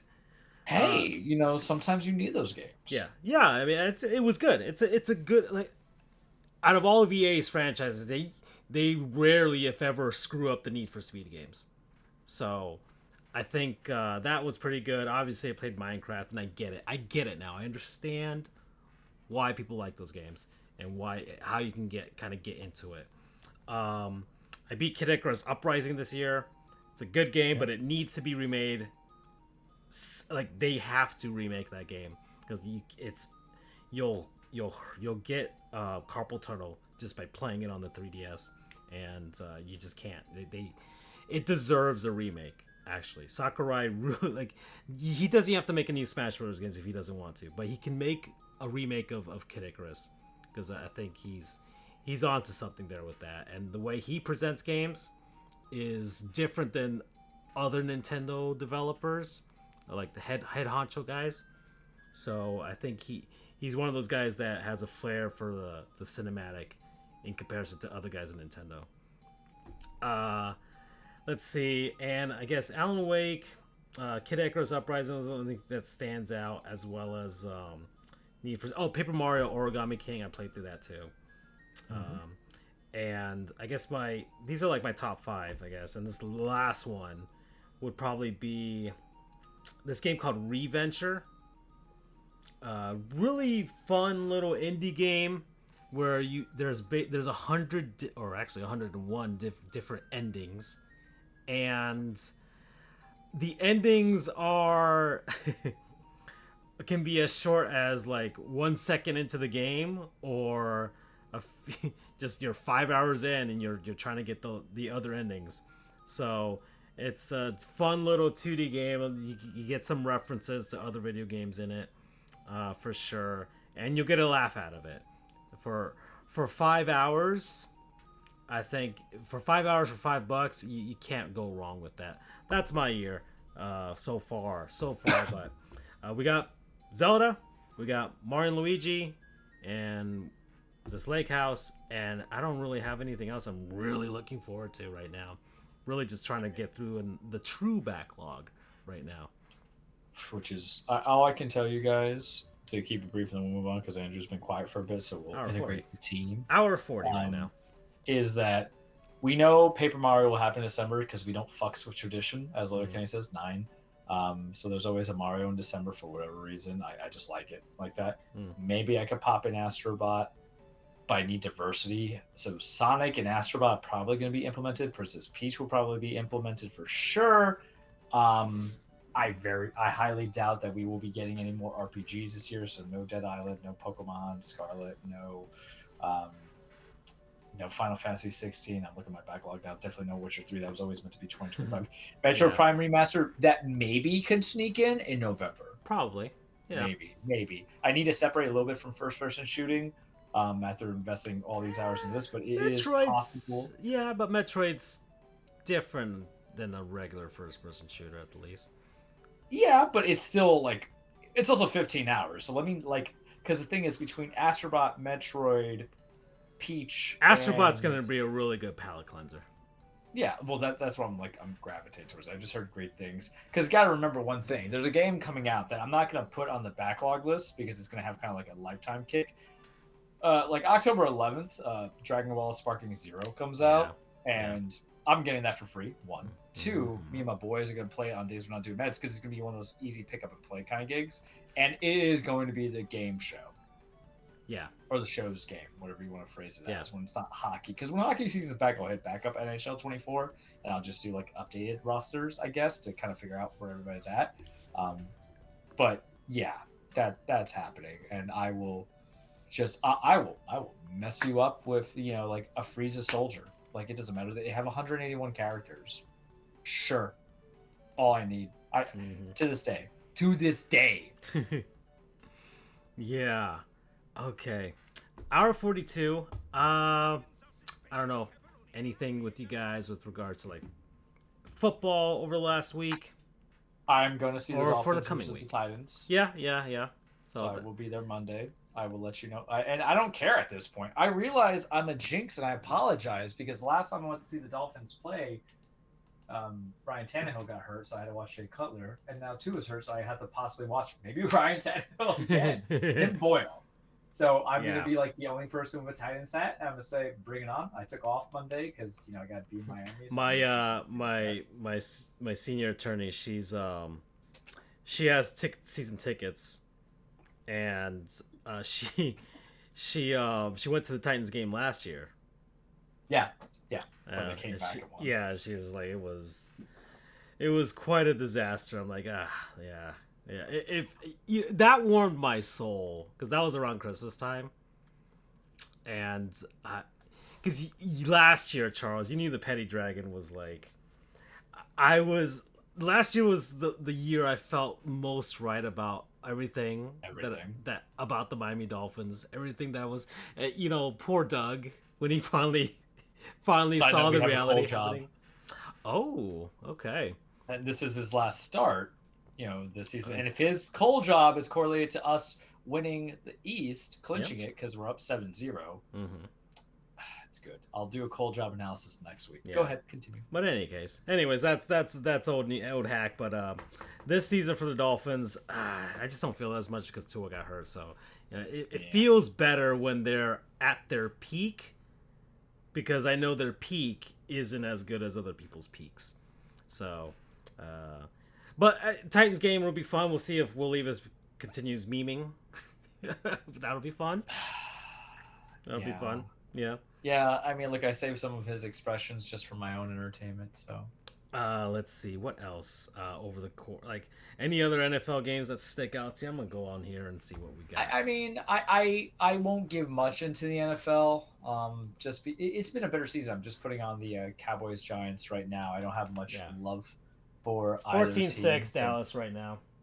Yeah, and it's just on Prime. It's just remember I was without internet for a couple of days, which guys, right. Like I was singing prison hymns. I still have on the show notes. We still haven't talked about your Oreo journey over the course of the summer. That might be next week. Yeah, that'll be next week. Yeah, had a little bit. Those Coke Oreos are just not good. But yeah, the Oreos are important. They're important. We did the Ruffles live test last week, and it was fantastic. I still have some. Destroy that. But I mean, I'm trying to be positive with both footballs, college and pro, mostly because of the fact that last year I was so disengaged from it. And I can't say I've kept to the pros stuff because it's only like week 4, so what does it really matter? But I know that the Falcons have had like back-to-back decent games to Yeah. watch, not good games to win, but to watch. Right. So They've been in it, but kudos. they've found ways to be at the Falcons at the end of Well, I games. will appreciate close games because I remember what I hated so much about college football. Sorry, Andrew, is like Mm. you have these limited games for seasons, what 11, 12, 13, something like that for some of these colleges, and a good portion of them might just be blowouts, and that sucks. Mm. Watching these like 40-3 games, I'm like, ugh.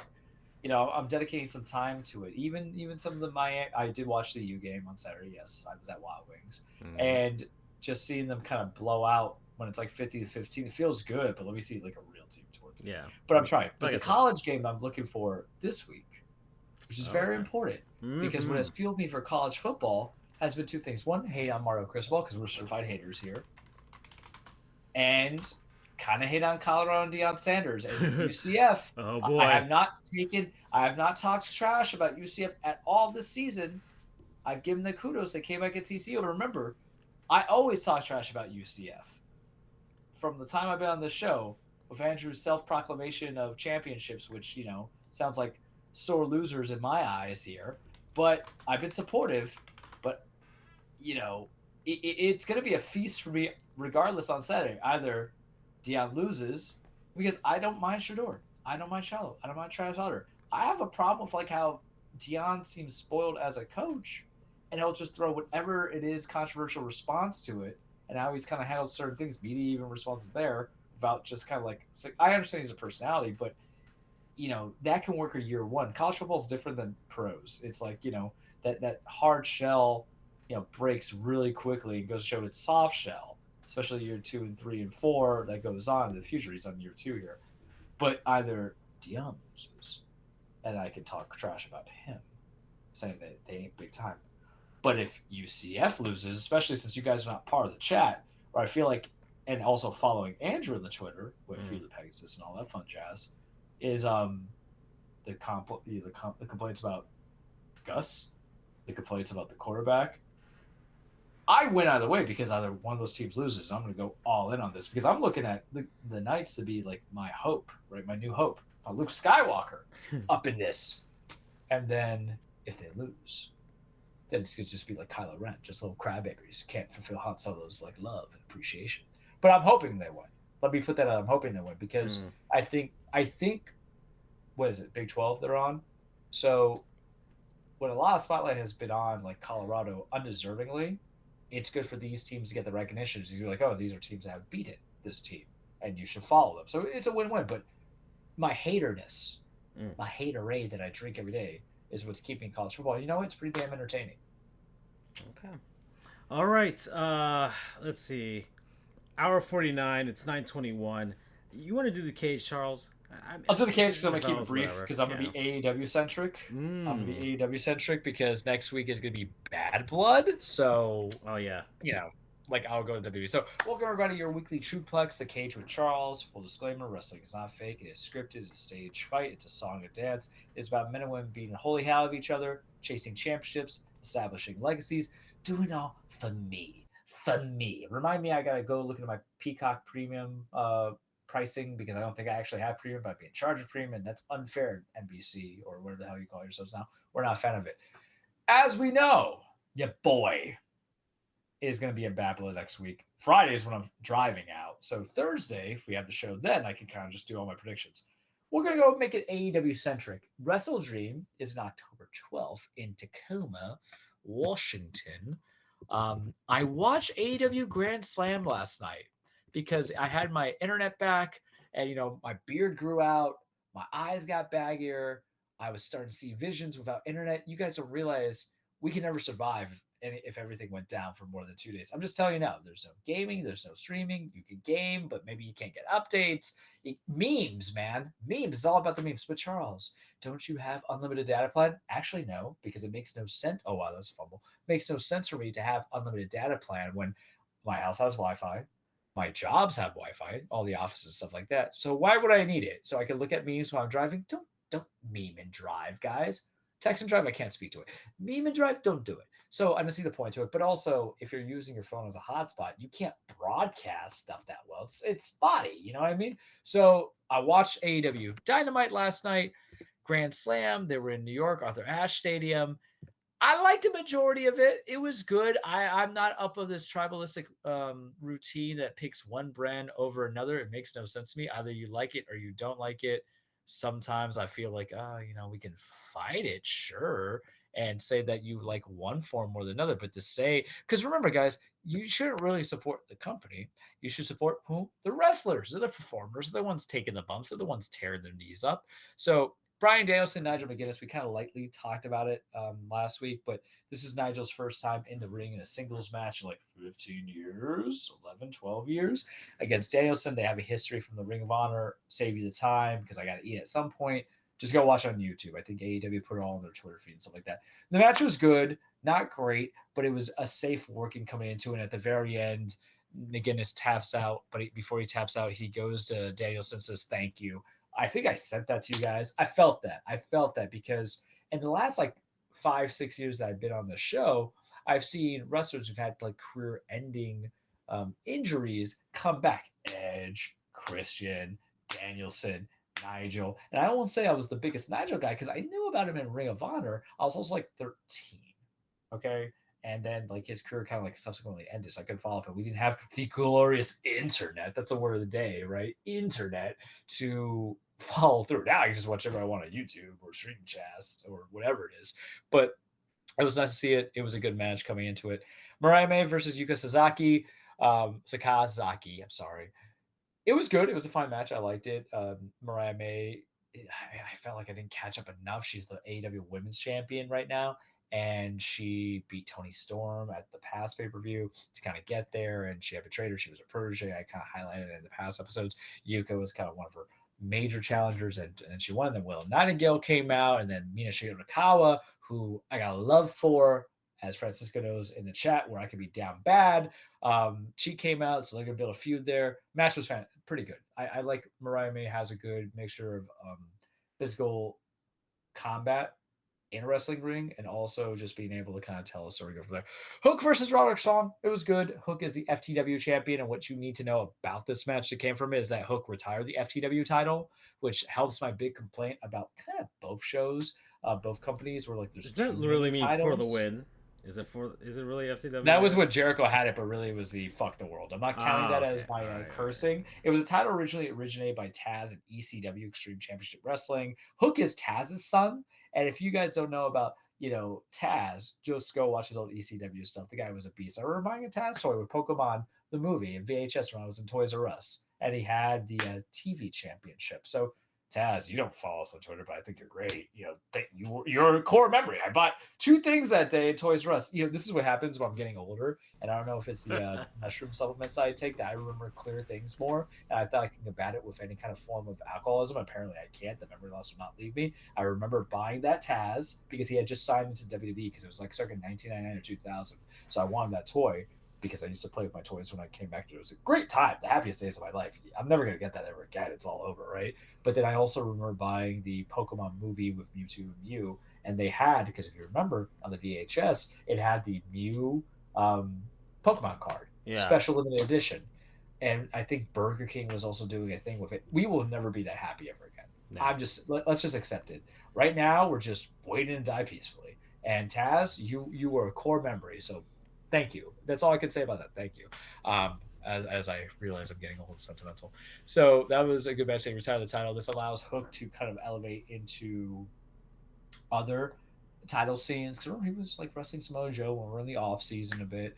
But you get to see more. I wouldn't mind him going against Jack Perry, just get that TNT title off of him. I don't know. Something, right?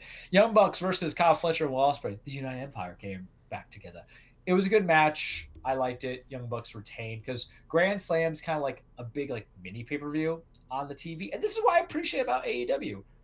I'm not going to pay $50 for their matches all the time, right, on the pay-per-views. I only do like, twice a year, maybe 3 if they do it right. But if you're going to put it on my Wednesday nights after I come back from the gym and I get a little bit of lasagna, thank you, Nick, for giving me the lasagna that you made for you and your pregnant wife. Congratulations.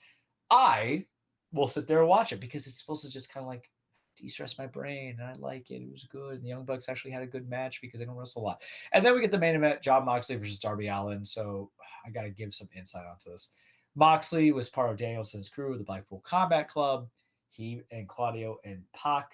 I got the Hispanic accent does want to come out every now and then. Pac uh, betrayed Danielson by choking him out with a bag. So Darby was the number one contender for the title, and Mox is like, "Oh, put your title match on the line against me," and then Mox won.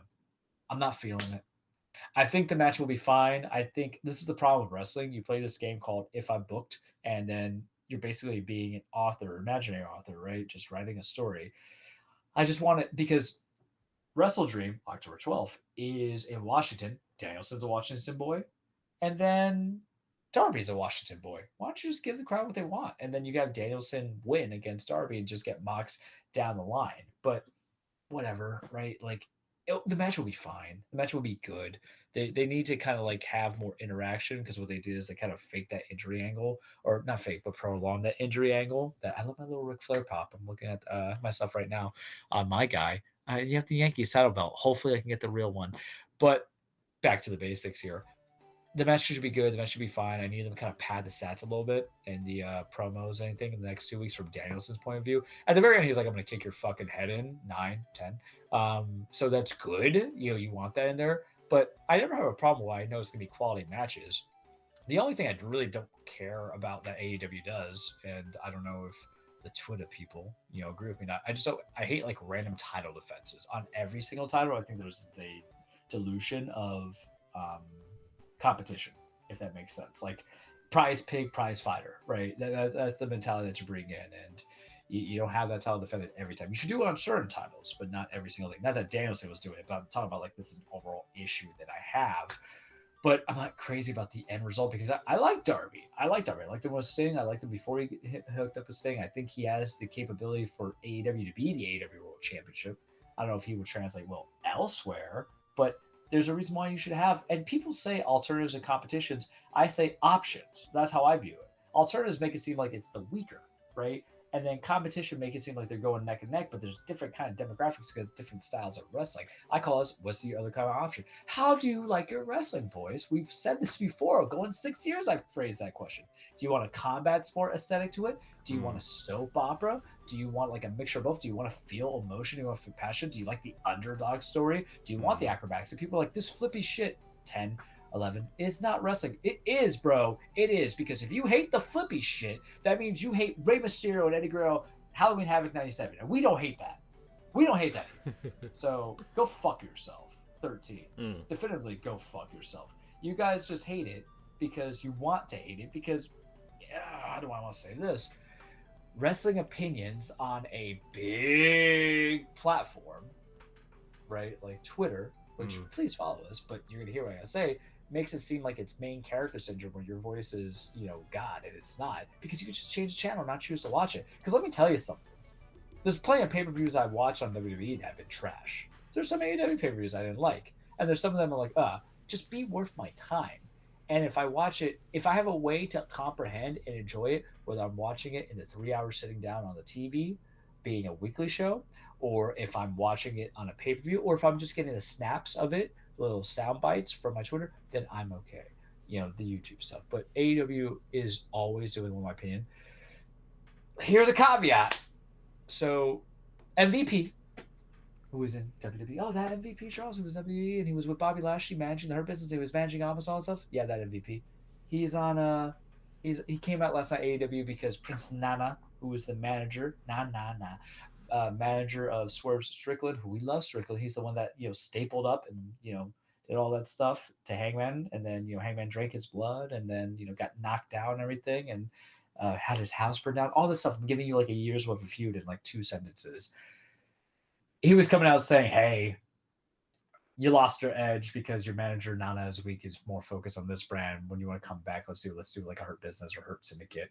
So the rumor mill is that Bobby Lashley is going to come to AEW because his contract expired. And look, I don't know how Hunter dropped the ball with Bobby. And I understand Bobby is long on the tooth at 47, but if you look at a picture of Bobby Lashley at 47, you're not going to think that he is No, old or black don't antiquated crack. or anything like that. Black don't crack, and that muscles for days. And I love Bobby. You got because he ended Drew McIntyre's bad reign. I still remember that whole big spiel and segment that I talked about it. But like, there's some guys that just look and say that's a heavyweight guy.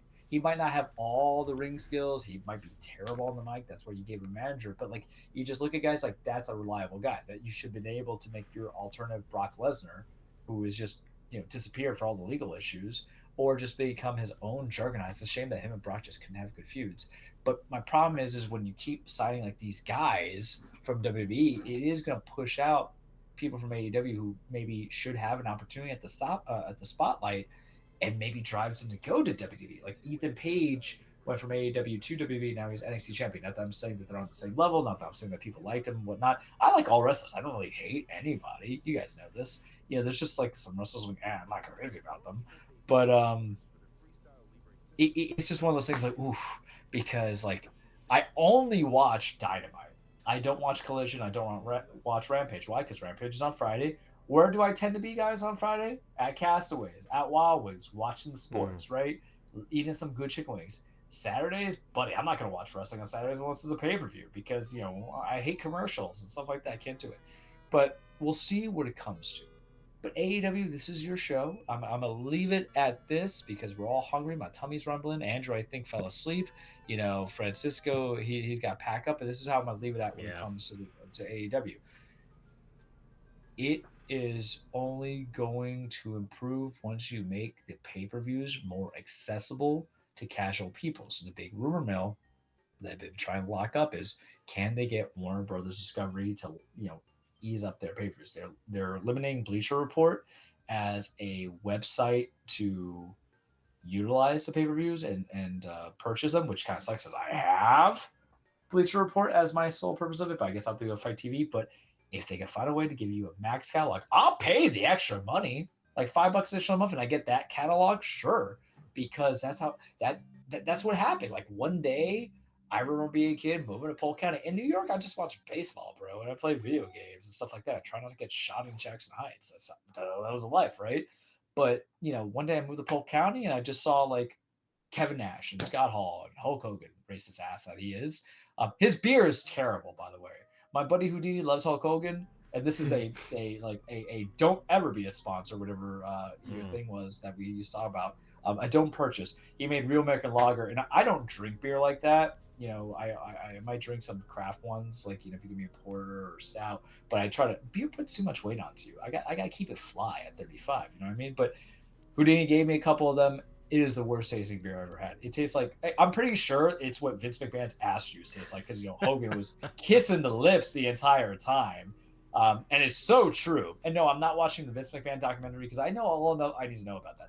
Okay, like I already know. You guys already know. I've educated you. Watch the Diddy documentary. Yeah, watch the Diddy documentary. That stuff's amazing. 1,000 bottles of baby oil. Johnson & Johnson. I'm like, that's why you don't have competition, because when someone's buying 1,000 of it, product-wise, you can never go down. Now you can make Johnson & Johnson. You can make the Diddy special, extra lubricant baby oil. It's made of the real tears of Sean John going from it. Those memes are just fantastic. I can never say no to it. It's just beautiful. It's just beautiful. But AEW, find a way to make open accessibility with the wrestling the same way that you do broadcast certain sports on Max. I think you'll allow AEW to kind of broaden its senses there, because remember, when we target audiences, we don't want the people who are already adults and watch it forever, ever, right? We want to get the kids. We want to get the children. We got the little 7-year-old Charleses who are like, what the hell do you do in Polk County? Because, what do you do in Polk County, right? You go out and become a wrestling fan, and then you leave and you come back. And that's all I'll give you this week for the cage, because I'm starving. All right. Okay. So I think that's it for us. So nothing more. We'll see you next week. Bye. Take care. Yeah.